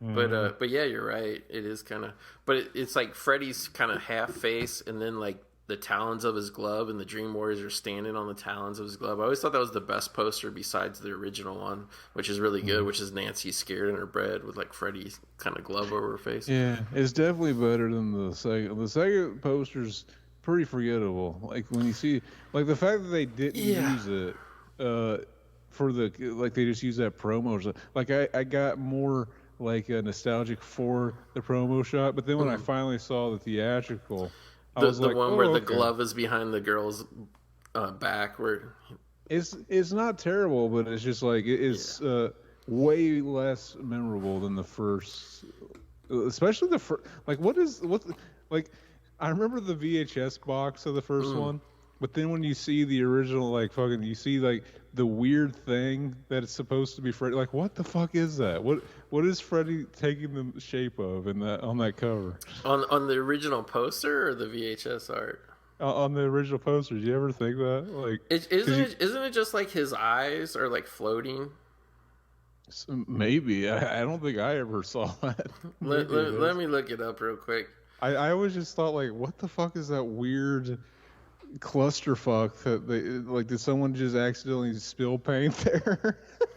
Yeah, it's Nancy, like, which by the way, Nancy's naked in her bed. They're trying to be provocative with it, and it does look like Heather Langenkamp, but it's not exactly. And it's like a skeleton. It's like, I guess because they didn't want to show you like Freddy, so it's like his thing. But then in front of it is like again, it's not even his glove. It's like a skeleton with like a blade strapped to it. Mm-hmm. And then whenever the VHS came out, they just cropped that out because it's like, why even toy with the idea of showing the killer on the fucking? Because it's like, it's really more like a ghost image of something with like claw hands, Yeah. But then the second one's very minimal. It still works though. It's cool, but I know what you mean. Like even when I see it, I'm like, I'm surprised they use this as the poster, and it was very memorable. I remember seeing that in the lobbies at the theaters, but yeah. Yeah, I didn't realize they fucking I always, like, for some reason, that's one VHS I still own, is the part 2 and the part 5, because part 5 because the unrated cut, and the VHS cover was nostalgic, and part 2 because the VHS cover. Very Chad. Yeah, I mean, obviously, I wouldn't spend like $800 to get the originals, but if I ever, like, maybe when I get everything kind of here, like, I want to put at least one of the original, even if it's just one of those mini versions up, a reprint version of some kind of Nightmare on Elm Street poster. But yeah, so this is where we really get into like before, like when they were wandering around the dream house or whatever, the big dilapidated mansion, it was kind of just like hallways and singular rooms. This is like the first major set we get really here, and then like I think it's supposed to be like some Dante's Inferno type shit. Wouldn't you say? Mm-hmm. And Freddy comes out and fucking he's looking all fucking danked out. Gonna fucking see. I just imagined him coming out with his rainbow striped sweater on, with a fucking. What if he's got the limp wrist? fucking with his glove. That'd Well, be he kind of Chad. already does, to be honest with you. But I would watch that. I But, would do a big game. did you see how he came walking out from behind the boiler and he was holding like a limp, like what do you call it, Raggedy Ann doll that he just tossed to the side? I was going to ask you, was he behind the boiler having sex with that doll before? Because it kind of implies that the way he lingers out like that. He's jacking off into it. Yeah, like he cut a hole in it or something like that. Fucking, here, honey, I used your dolly to catch my nut. He throws it at Nancy. Yeah, like there is like a weird sexual energy to Freddy, especially on these early ones. I always felt like he was like, like the way he acted towards the boys or whatever that he was after. He was always like, in a weird way, like almost just as sexual with them as he was the girls. He was, yeah. And I don't think that's an accident. I think that's Robert Englund's choice. You know what I mean? It's like fucking Chad. He goes both ways. He doesn't discriminate, the pussy or the cock. Yeah. So here you're seeing a lot of Freddy close up, and it's like similar, like in shape to the makeup from part 2, but it's like way different too. Whereas like part 2 was more red and smooth, like his face is more shredded like cheese on this one. We're seeing the part that Aaron always says he thinks that he looks just like fucking Al Bundy. Oh yeah, Ed O'Neill, and I can see it every once in a while. Yeah, certain like facial things he does. No, this is the first version. There's a version 2, I think that's in part 4, or maybe later. But yeah, this is the first time we see the chest of souls, because Nancy skewers him with a pipe. And then he just laughs it off and he pulls the pipe out and she's like, "Oh God, he's more strong." And he rips his rainbow sweater up, as you would say, and he shows like his chest is like has all these little kids' faces in it that are screaming in pain. He's like, "It's the souls of the children. They keep me strong." So like that was like more mythology building in part 3 here that we never knew this before. We just thought he was killing just to kill. Now we realize that the more time goes on, the more children he kills. I guess that's his motivation for keep on killing beyond the original revenge aspect. But it's good mythology, but it gets played on ways. It's like one of those things, like when they first introduce mythology of the characters, it's cool. But then as you go more and more in sequels, it keeps getting like more like kind of, worn out, I guess. Exactly. Fucking, or catching up with the doctor dude and fucking Nancy's dad. Mm-hmm. They're at the junkyard. Fucking, how did they figure out where fucking Freddy was buried again? He's just in the back of a car in the junkyard. Yeah. So what happened was, and I don't know if John Saxon was a cop back when they killed Freddy, because in the first night's Elm Street movie, he was divorced from Nancy's mom already, but he was a cop. He was a police detective. I don't know if he's a homicide detective, but he's definitely a police detective. And this one, he's like an old washed up drunk, and he's just a security guard now. I did kind of forget that. Like, one thing I I hated like whenever they were like making the remake for Nightmare on Elm Street, they're like fucking, oh, it's gonna be good because there's so much stuff we didn't know about his origin in the first movie. It's like fucking, dude, we figured out everything we needed to throughout the series. Like, exactly. Fucking, like here they are, they're bringing new stuff here. Like, I feel like we learned a lot of stuff about him throughout the series, and it works. Fucking, and then like, oh yeah, now the remake comes out. We gotta fucking like, do they just want? Like, for some reason, it seemed like for a long time the only reason people were like kind of justifying remaking things is just like, oh, we're gonna have one movie that just has all of the stuff, all the best parts together, and it's like the greatest hits or something. Whereas I think it's better when you tell it over a course of exactly. Which this sequence blew me away too, because I always liked the old movies that had the stop motion skeletons. So to do a stop motion skeleton of his corpse, which is literally just a skeleton with fingers on his knives on his fingers, on his bony fingers. It's very Castlevania. It's very Ray Harryhausen. But yeah, so basically, when the parents had killed Freddy, John Saxon was the one who collected the bones, and he took it to a graveyard and he put it in the trunk of a Cadillac. And it was like they kind of play it like it's been so many years he might forget where it is, but they eventually find the car and find Freddy's bones, and like they're going to bury it, which again, like a junkyard is not hallowed ground, I wouldn't think, unless I just don't understand what hallowed ground is, and that's a possibility too. But yeah, so he comes to life, he kills John Saxon, stabs him, throws him, and he gets impaled on some wreckage shit. Then he slices Craig Wasson, and then he takes the shovel, and it's like some great animation. It's hilarious. He does like a little spin around and hits him with the shovel. It's so funny. It's like he's dancing.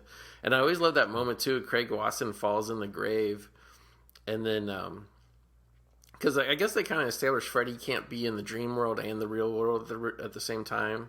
Like, you know, he can't possess those corpses, which that would have been a cool movie if just Freddy was making that corpse come alive for like a whole movie and come out of the graveyard and killing people and then going back. But that's what he did. He left the dream world to possess his old corpse. But yeah, like at the end, like because he's victorious, don't you love that part where the Freddy skeleton puts his arms up and goes, "Wah!" Fucking Chad, he knew how to celebrate. He celebrated, and then because Freddy needed to get back into the dream world to kill the Dream Warriors, the bones just collapse into a pile. Like, that's fucking awesome. Like, I know people with plot, you know, holes or whatever, they could sit there and tear it apart and say, well, this doesn't make sense, and, you know, the rules of Freddy don't make sense, but it's just like, are you laughing at John Saxon gliding into the dream world? When John Saxon just glides in like that, and then does that little face he does, and then the fact that, like, if you've seen the movie, you know that this is Freddy Krueger fucking with her by pretending to be her dead dad. That's so fucking... He sparked... Because what they want you to think the first time you see the movie is that because he died, you think this is his ghost crossing over, and he's coming... You know, now he's sober, he's nice, and he's like, I gotta go, Nancy, but I just want to tell you one last time I love you. But it's actually Freddy. The fact that Freddy, like, glided in and sparkled like that...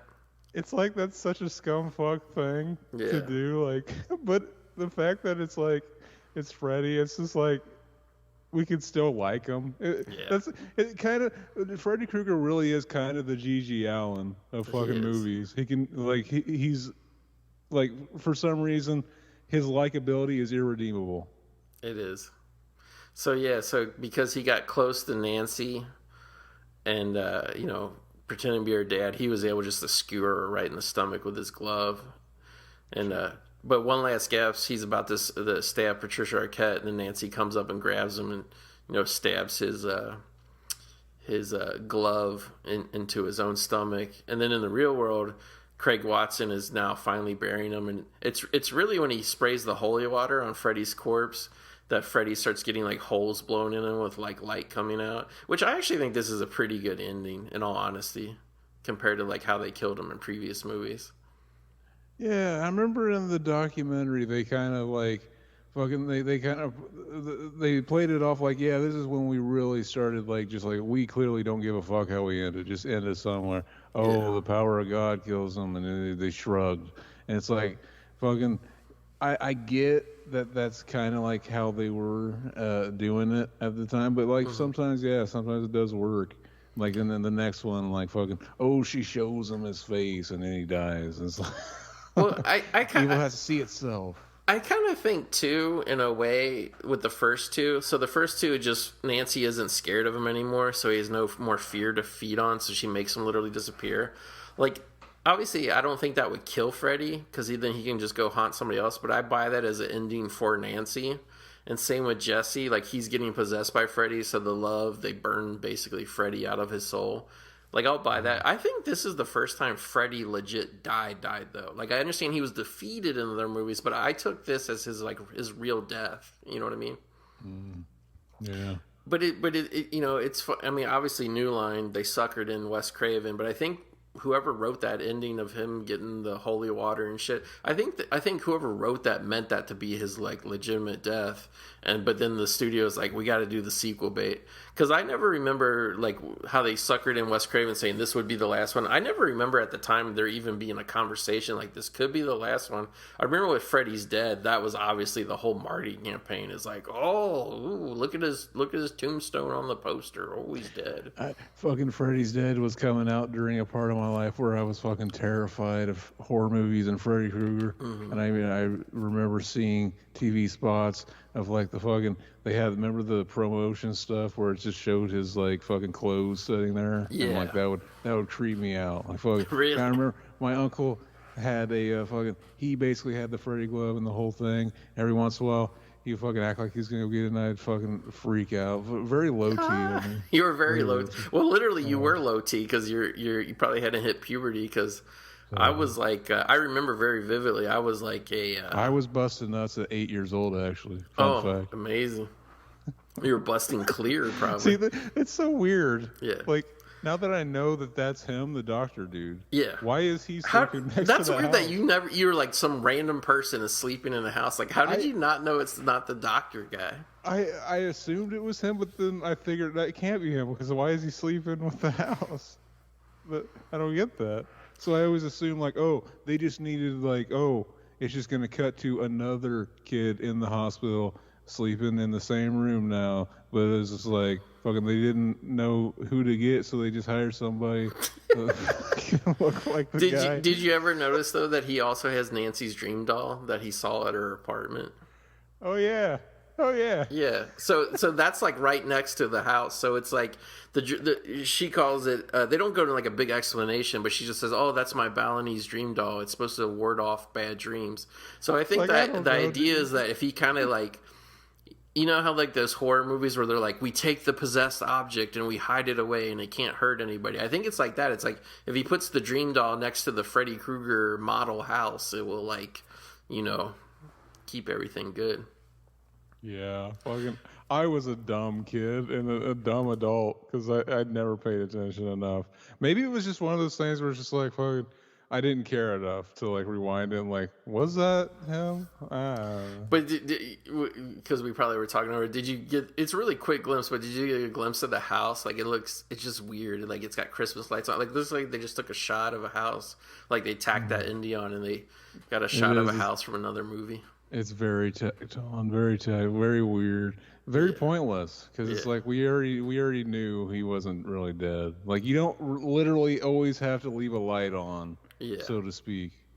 Well, you know what's really weird is I could be wrong about this, but I'm pretty sure the light that lights up in the little model house, it's not even the light that was Nancy's room. It's like would have been the other bedroom that was the mom's room. That's really funny now that I think about it. I never really noticed it. Like, oh yeah, Freddy does just kind of take over Nancy's house. What if he just always wanted to have sex with Nancy and like fucking. He just paints the walls fucking white. He just goes to that room like fucking the one that got away. Well, maybe one day. Remember the scene in the first one where she's talking on the phone and then like the bottom of the phone becomes a mouth and his tongue comes out of it and goes into her mouth and he's like, "I'm your boyfriend now, Nancy." That was literally him coming on to her, like asking, like putting the feelers out, and she did not feel it. Fucking, and he went crazy. Yeah. Oh, Greg Cannon worked on this film with some of the effects. Yeah. Krueger makeup and effects by Kevin Yeager. So he came back. He just showed. I don't know if the director maybe requested it. Old Chuck Russell, but like they just changed the makeup from part 2 for no reason. That's interesting. For some reason, they always like fucking. Oh, now we get to start from a clean slate. Fucking, what are we doing this time? Make a new fucking painting, if you will. Fucking. He looked at it like fucking. I'm an artist, man. I can't just do the same thing again. I gotta do something different. He's like, I gotta make it look more like pizza. Exactly. Yeah, because there was a lot of like, obviously there wasn't anything like merchandise or anything with Freddy's image from the first movie that they really sold. So, and even the original Freddy glove I got, it's like kind of all broken apart. But if you look at it, it says the second Elm Street venture or something. So they didn't really start cranking up the Freddy machine until part 2. And then like there was like a lot of products and a lot of promotional photos of the part 2 makeup that just floated around for years. Like they would still use on stuff even like when part 4 had already come out and he looked totally different from that point on. But yeah, like it was just weird. And then like later, like even later, like when part 6 came out, there was tons of shit they were selling that had part 4. I remember there was Freddy Krueger bubble gum. It came in like this little tube. and it had like a twist off cap, and on the twist up cap was a little flat surface where they put little. I collected them all. I wish I still had them, but maybe I do somewhere. I don't know. But they had little images of stickers, and you just would open up, and it was just little tiny like runts, like candy that was like bubble gum or something. But there was all kinds of shit, and I never had it because I was older by the time it came out. But there's like that little shitty like Freddy Krueger doll. Remember that thing came out? Exactly. Fucking anytime you go to a fucking horror convention, you will see at least 3 of those, and nobody will buy it. Did you ever see? I can't remember what the name of the toy line is, but there was one that was like Max Action or something else. Like it was something weird, like some random name, and like the doll was like it looked like almost like a Ken doll, but it had like accessories that you would put onto it, and I found it at a Big Lots. And I was just older, and I thought it was weird. I didn't care. I wish now I would have made my mom buy it. But it was a Freddy Krueger dress-up doll. And it wasn't like Nightmare on Elm Street. It was like whatever that toy line was. And they just, like, option. And so it was like you made this doll into Freddy Krueger. Like, you put the little sweater on. You put, like, a mask that fit over the little doll's mask. And you put a glove on. And I remember on the back of the box, I'm sure this toy is probably worth a fucking fortune if somebody has it out there. On the back of the box, I don't know if they actually ever made it or not, because this Freddy one was the only one I saw. But at the back of the box, they had a picture of another version of this doll that you could buy, where you could like click these little plastic pieces on them that made him the alien from the movie Alien. But I'd rather have that toy, the little weird dress up toy, than like that shitty other Freddy Krueger doll. You know what I mean? Did you ever get a Sharp Hand Joe? No. What is that? Like the real gloves? I don't know if Sharp Hand Joe is a real thing or if it's just a meme. It's basically like it says Sharp Hand Joe, and it's basically it's like Freddy Krueger, but it's supposed to be like the knockoff. Oh, like a fake one. Yeah, he's got a red and white striped shirt. I'm trying to think of all the and I know there's a lot of them out now. Of all the I see the T-shirt Sharp Hand Joe. Yeah.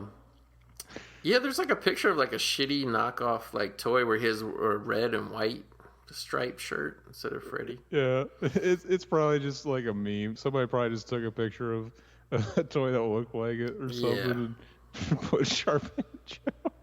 It's actually really funny. But yeah, I lost my train of thought there. But yeah, I don't know if I actually ever owned a Freddy Krueger doll. That's really weird. Out of all the ones I want to get one of the ones now they have like NECA or something, or maybe I don't know. I want to get one that has like the real like cloth sweater on it. That would be cool. Oh yeah. Why don't they sell fucking literal sweaters that look like that? I just want a fucking. They did like sweater. They used to sell them at Hot Topic and then later Halloween stores. I had one. And I used to actually want a literal fucking Christmas sweater made to look like it though. I don't want like this acrylic fucking shit they try to give you. I had that shitty like cheap acrylic one. Like what do you mean? Like you want an actual Christmas sweater? Like fucking that would be Chad. Like a real knitted one. Oh, you mean Chad. like a grandma hand knitted style? It doesn't have to be an old woman. Fucking I will settle for anybody else's labor. Yeah. Small Indonesian children. I just don't know why they. It seems like maybe there's a patent to have, like, because you can get all kinds of striped sweaters, but it's never those 2 colors. It's almost like fucking. It's almost like somebody will slap you with a lawsuit or something if you do that. Yeah, if I ever find that making of book, I have to read how they made it. But I know, it is supposed to be kind of like a Christmas sweater, and there's some research, some psychological research, supposedly, where Wes Craven said that like the most like unnerving or something combination of colors is red and green, and that's why they pick Freddy. But like from all the Fangoria pictures from the first movie, and even when I watched the movie, like finally there's a few shots where I can see it, but you know, back in the days of VHS and shit, I always thought his sweater was red and black at first from the first movie. It wasn't until part 2 where I could like very clearly see it was red and green. Did you ever have that where you thought it was red and black? I don't know, but I've noticed that they do sell red and black striped shirts, and I've thought about settling for that since it kind of does resemble. I think I actually, in a weird way, would rather have that. But yeah. So I don't know, like I'm borderline, because like usually like whenever we watch these old movies, I like, you know, whatever, spill my guts and I tell every little detail of like, you know, my history with the film or whatever. So I have a very unnerving experience about what I witnessed on the way to go see this movie. Do you think I should tell it? Fucking this, I'm intrigued, baby. I'll leave it up to you, yay or nay. Do you want to hear this or not? Fucking, I am already fucking hard as a rock. Literally, this is what this story almost entails. So, anyway, like this is going to make it sound like a made up story or whatever, but it's not. So I grew up in Cincinnati, Ohio, on Prosperity Place, which was right off of Glenway Avenue, which is where the Covedale Theater, my favorite movie theater, and now it's currently Covedale Center of Performing Arts. It hasn't been a movie theater since I think the late 90s, maybe very early 2000s. It opened in 1947. It was originally a 924 seat movie house, and by the time I was born, I think it was like 2 years before I was born, they did that thing where they did with all old neighborhood theaters, where they took a big one-screen theater and they cut it down the middle and they made it 2 screens. So like this was and it was in walking distance of my house, but we never walked to it, like ever. Like there's only one time, and that's this story, that we ever walked to it, and it was probably, we lived pretty much down the street. I would say to get to the theater, it probably wasn't a full mile, but it was probably close to a mile walk. We just went up the street, we turned left, and up around the corner there was some smaller buildings. I remember there was a bank and something else. There was like a skateboard shop, I think, there for a while, but there's like a couple little businesses and just like a little pull-in parking lot, like very small. Zach, probably fit 12 cars. So, and I don't know why we chose this time. It was just me and my dad. We went to see this movie, and I don't know why we chose to walk up there, because this was in February. Maybe there was something wrong with the car, or just, I don't know. It's the only time we ever walked there. So we walked up there. We're walking past the parking lot to the bank, and like a couple doors down was the movie theater. So as we're walking past the parking lot, and I want to say there was maybe a bar or something like kind of nearby, but my memory's fuzzy on that, but that's what I always thought. But anyway, we're walking, we're like 80% of the way to the theater. We're just walking, and that parking lot, it was like one of those things. It wasn't a gate, but it was like the corners of it had like very small concrete, like I don't know, like a front part of the parking lot. Mm-hmm. And like you would have to drive like in between the things or whatever. Like I don't know what it was for. I guess it was just so to keep you from driving off the curve, like going down the little like slope part. So we drove by, and like this little like, I don't know what you call it, not a fence, but this little concrete wall. It was only maybe about 3 foot high, Zach. So if a grown man were to be standing behind it, it would only cut off to about his knees. You know what I'm saying? Mm-hmm. So we're walking up there. I'm walking with my dad, and I don't think we definitely didn't say anything right there, but maybe we talked about it later. But I just remember walking with my dad. I was like 10 years old or close. Actually, no, I wasn't even 10 years old. I was 9. I would have been 10 in a few months. So we're walking by. We turn to the left. There's 2 guys. And even as a kid, I could tell they're pissed drunk. And they're both standing behind the wall. One guy is actually like facing away from the wall, and he's just like pissing on the ground. Like I just see like his back. The other guy is standing behind the wall, facing straight out to the street, straight out to the sidewalk. We're walking on the sidewalk, maybe 10 feet away, maybe at the most 12 feet away, and this guy's just standing in full public view, pissing with his dick out.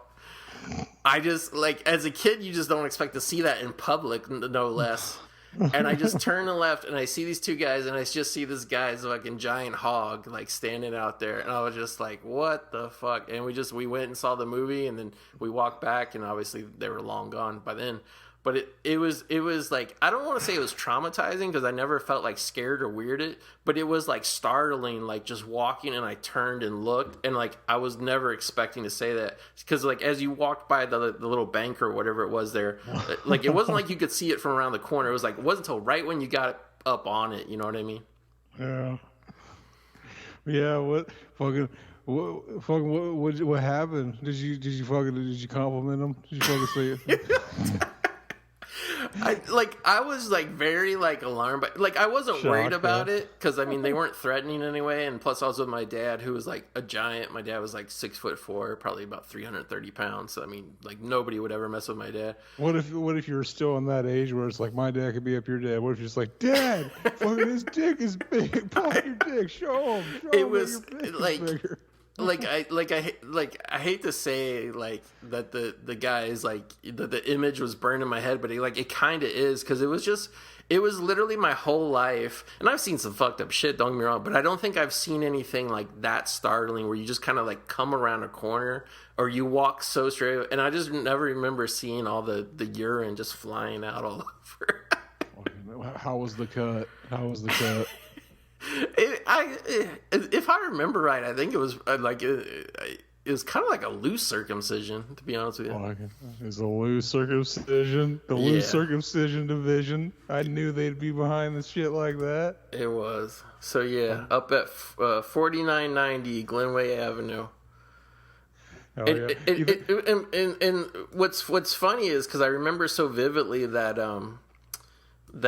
what do you call it, that little wall that was there, and I'm looking at the Google Street Map. I mean, this was in 1987 when we walked by there, so it's like, you know, everything's changed now. But yeah, like I'm looking, and like it's still the building now. It looks like it's a dental practice or something else, but like I remember the parking lot there. And like, yeah, I'm looking at a Google Maps. The area, it's one of those things where like for years I obviously forgot about it. Oh, yeah. And then it's like, yeah, there's like a little coffee house on the end of the thing. I think that was the bar at the time. Now it's Refugee Coffee, but at the time, yeah. But I think that parking lot is gone. Like there's like a grass field next to it. But I don't know. But it was one of the most startling things that ever happened to me. Like, you know, weird. Fucking Jordan Peele's redo of Twilight Zone fucking failed, and that's a good thing because we need that would make an interesting Twilight Zone episode. So? If as you were looking right now, like at the place on Google Maps, you saw the same guy standing there with his cock, holding it the same way. That would be so amazing. No, I'm looking at it now. Like yeah, like I actually see it now. I was looking at the wrong address. I went down the Google Street a little bit more.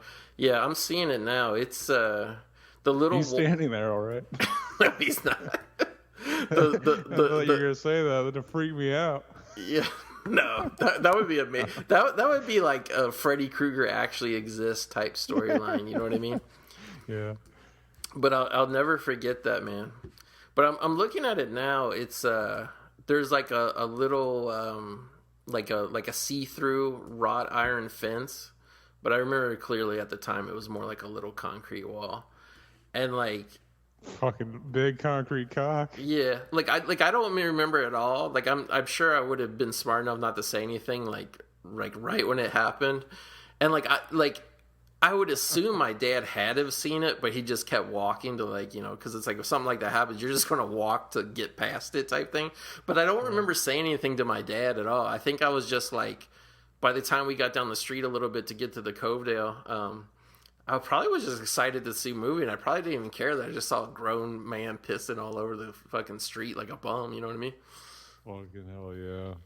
The crazy shit that we remember as kids. I know. And like when I lived in Los Angeles, there was actually homeless guys that would just stand all day on the corners with their dicks out, like for real. But that wasn't shocking because I was like, whatever I was, like 27, 28 years old. But at 9 years old, you're on your way to see the latest cinematic Frederick Krueger adventure. If homeless people literally just started walking around with dicks hanging, pissing as they walk, you think we'd figure something out? You'd be like, fuck, maybe we gotta clean this shit up. Yeah. Fuck it, we'll just give them a house. I don't know. Let's do something. Yeah, I would rather buy them a small house than have to see them piss all the time. There would be some freedom in it though. Fucking just walk dick hanging, pissing as you walk. Probably everybody's done listening to this by now after 10 minutes of piss talk in public.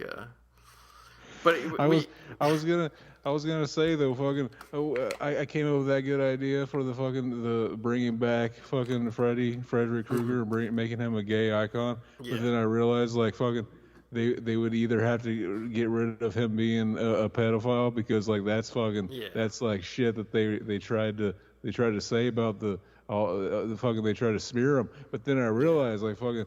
They still do that. Fucking Marjorie Taylor Greene. Fucking, we're all pedophiles now. Tom Hanks. All pedophiles. If Tom Hanks isn't, say, Frederick Krueger, Exactly. he's getting an accusation. We should just hire Tom Hanks to play him. You know what's weird? Because I was thinking of like shit to say. I totally didn't even read any trivia from this movie, but it don't matter. This episode was filled up with so much weird talk anyway. But I was thinking like, who would you get if you had to like not like a shitty remake, but if you had to try and like really like pick up and do an actual Nightmare on Elm Street 8 now, and you couldn't get Robert Englund. I meant to ask you this during the movie. Who would you pick? Because I like if he would be willing to do it, I think Jim Carrey would be fucking awesome. Fucking rubber face himself. Yeah, one of the greatest. Like think about it. Motion pictures. And I wouldn't want him to do like an Ace Ventura Freddy Krueger. Like I would want him to actually act like Freddy Krueger, but then contort his face and all kinds of weird like expressions. Like because I feel like this one, like I said, like I really like the Robert Englund performance where like the way he was delivering the lines and he was being like not just over the top, but also over the top and menacing at the same time. I would love to see Jim Carrey do that. That would be interesting to see. Yeah, that would be. Well, I can't even imagine it. Fucking. I would be interested to see it though. Yeah, because there's like a lot of body language in this one where he kind of saunters out, and I could see like Jim Carrey doing that. You know what I mean? Exactly. We need it to happen. Jim Carrey. That's the only person I would accept as a replacement for Robert Englund. Would that be the only thing that would? By the way, I'm laughing because I started playing the special features, and they show one of the writers, Bruce Wagner. He's a guy with a shaved head. He's got like 4 inches of hair coming out of the sides of his ears. He looks like a werewolf. It's crazy. What a king. Yeah, you got to check out these special features. But I was going to say, would Freddy Krueger be the one role that would get Jim Carrey back? Like how he keeps threatening to retire now? Fucking. That would basically put him on the fucking map. That would put him on the fucking map. Like, that would just start his fucking career. Like, he would have a big renaissance. It'd be like, remember when fucking that kid, he was only known for being, like, in Truman Show and these low-T fucking pseudo-Kino films, like fucking, you know. Number 23 and whatever. Exactly. Fucking. I can't believe this guy didn't realize that. I mean, he had to see it in the mirror every day that this giant hair was sticking out of his ears. It's insane. But yeah, like, I guess we should address that since we're doing this commentary in the year of our Lord 2022. As recently Jason Blum said, I don't know how I'm going to do it, but if I could, I would like to bring Freddy Krueger back. And it's just like, don't you think Jason Blumhouse would just do like just the cheapest and shittiest Freddy Krueger movie possible? He would, yeah. That was so funny. Like, why are people writing about that? I don't know. It's weird. Fucking... it would just be like he would hire just like the cheapest guy to fucking write it. Yeah, they would probably like. it would literally be like a 19-year-old fucking college student who's taken like half a semester of creative writing in college, and Jason Blum would get him to write it, and like it would literally be like, I don't know. Let me guess. It takes place after the original. It doesn't acknowledge 2 or 3. Yeah, no. Why would it? So Nancy's back, and he's coming back, and he breaks out of the mental institution. And Jason Blumhouse would make the excuse, well, part 2 broke the rules of him coming into the real world, so we have to write that out of continuity. But in reality, it would just be that they were too lazy, and they only wanted to watch just the original film before they started ripping off or whatever. That'd be so funny if they were so lazy that they fucking wrote it in that Freddy Krueger breaks out of a mental institution. Like, they don't even care enough to rewatch the night. It's like, oh, do what Michael Myers did. Fucking, he was in a mental institution or something. That'd be amazing. Yeah, like they always talked about it for years. I think even after Freddy vs. Jason, England kept talking about they could do like showing him when he was alive. Basically, do the pilot episode of Freddy Nightmares over and over, over again, and do it as like an actual real film. And like, I actually kind of would like that. Like, obviously, he's way too old to do it now, but like, I actually kind of would like seeing a whole movie of Freddy Krueger being the like the child killer when he was just mortal. You know what I mean? Mm-hmm.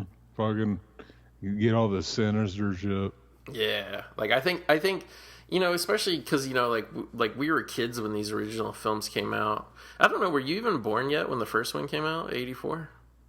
Fucking, I was not. Like you weren't even born yet. So, but I mean, you grew up in the era of Freddy Krueger. Like, we're all grown ups now. I think if you really wanted to scare the original audience and not just do that cheesy shit where like, oh, we made a Freddy Krueger movie for the teens of the day. If like you actually wanted to make it geared towards the original audience, I think the only way you could actually make it like legit creepy and scary for people of our ages is like to actually show him like fucking leading kids into the boiler room and shit. You know what I mean? Oh yeah, fucking creepy shit. Yeah. Fucking, he basically just plays it like Kevin Bacon did in that fucking movie where he played a pedophile. The Woodsman. The Woodsman. Yeah. Yeah. But in that movie, Kevin Bacon was at least sorry about what he did. Like, Freddy Krueger was never sorry. Exactly. That is kind of one of the more sinister things about Freddy's. They never ask you to feel sorry for him throughout the series, unless you're talking about the remake where they kind of do, and then say never mind. Yeah. Like maybe he was innocent. Never mind. Yeah, like, I mean, we don't need to open up the cans of worms about the remake, but it's just like, there was a way to have done that movie with the premise they had good, but just their whole approach was not. It just didn't add up to much, I guess you could say. Exactly. But yeah, I could really sit here and we're past the 2-hour mark for a 96-minute movie, so we clearly espouse. It's probably that 15 minutes of pee talk in public. But there's so much more, and obviously we'll continue this. We'll probably wait a year or so, and I would like to continue covering the franchise. I apologize to the listeners if you happen to be Freddy Krueger fans as much as like I am. We went too many years without covering. I think it's been probably 5 years since we did part 2, so it's good to be back in the saddle again, fucker. No, that's actually like the Freddy's Dead voice there. Exactly. We should have tried to do the whole thing in that high-pitched voice and then pitch shift it in post-production. One of us be Freddy and the other be Kincaid. Hell yes. Hell yes. That would have been very concrete. But yeah, I mean, there's actually more I could say, especially about the sequels, but I guess we can just wait till it's there. So yeah, so this is my favorite film. I always mean to ask people that. I know Trev, Friday the 13th is his favorite horror franchise. What's your favorite horror franchise? Fudge me, baby, fudge me. Fucking. There's so many, like, fucking, I used to actually say Freddy, probably. Yeah. That's my favorite. Definitely my favorite slasher. Yeah. Like, but like whenever people ask like favorite movies, like I always gotta say Evil Dead. And so that comes to mind too. Just fucking hold you, because I like all of them. But like oddly enough, the second one's my least favorite Evil Dead movie. Really? It is. I don't know why. Yeah, I actually do appreciate the first more serious one a lot more than most people do. Mm-hmm. Oh yeah, it's all good. See, I wish that Ash vs. Evil Dead lasted longer than it did.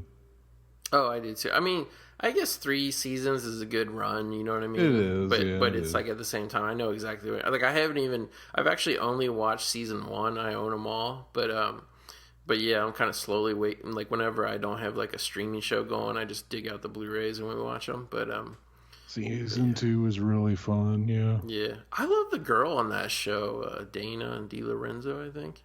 Mm-hmm. She was awesome. Like, actually, I really like Pedro, too, the guy who plays Pedro. Like, when I first started, I was very hesitant to even ever watch that show, because I was like, oh, now Ash has, like, these terrible new young sidekicks. And then I end up watching the show, and I'm like, I actually really like all 3 main characters, you know? Mm-hmm. It's good shit. It's good shit. It died before its time, but that's what happens when you can only get it on Stars. You know what I mean? It's not going to have much of a chance to get a wide audience. I have to say that's one thing too. Is I'm glad that. Well, I guess that's not true. I guess technically there was Freddy's Nightmares, but I'm talking about the more recent era. I'm glad nobody ever did like a straight to streaming Nightmare on Elm Street or a Nightmare on Elm Street series or whatever. I'm glad it's still mostly just a movie property. Yeah, fucking. Yeah, probably the fact that Freddy's Nightmares existed fucking. If that never happened, that probably would have been one of the first. They probably would have went to that before they went to like Friday the 13th, which they went to and still hasn't happened yet. Yeah, I agree. Yeah. So I guess that probably might not have happened because of all that legal shit too. Yeah, exactly. Forgot about that. So I guess we're gonna let it go here. Zach, like, don't forget to say donk at the end. I had to edit in an older donk at the end for the last episode. Chad, I thought I did say it. Maybe I just screwed up and stopped recording before you were able to say it. So yeah, and now I just publicly outed the fact that it was a fake donk that I added in. Well, it was real in our hearts. In our hearts, it was very real. But I gotta say, I really I had a lot of, because we're recording this maybe just a week after recording the Encino Man episode. I really had a lot of Pauly Shore hangover where I was obsessed with Pauly Shore all week watching stuff. And I'm serious. And his voice, I couldn't get out of my head. So I really thought it was going to be hard doing this episode and not talk about Pauly Shore.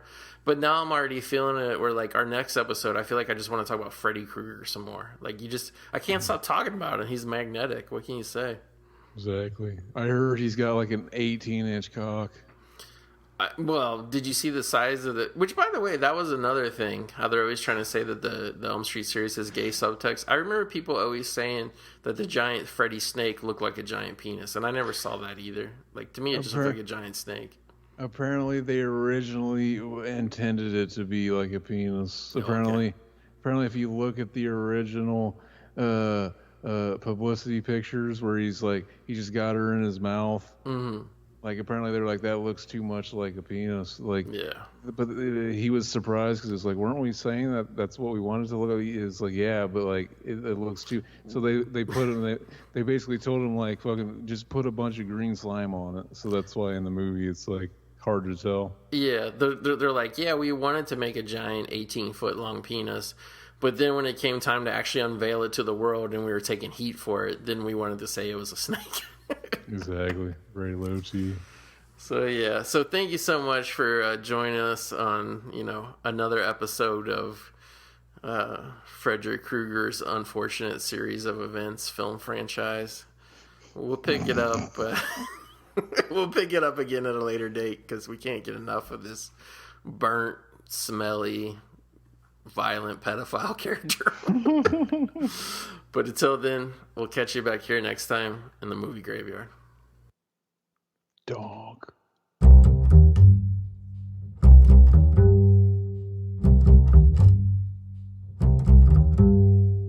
Once again, foolish friends, Freddy Krueger is on your phone. Dial this number now. I've got some tales to tell. Freddy's favorite bedtime stories. Dead time stories. All brand new, straight from my boiler room to your home. It's Freddy Krueger on your phone. So dial this number now if you dare. Tell him Freddy sent you. $2 the first minute, 45 cents each additional minute. Children, get your parents' permission before you dial.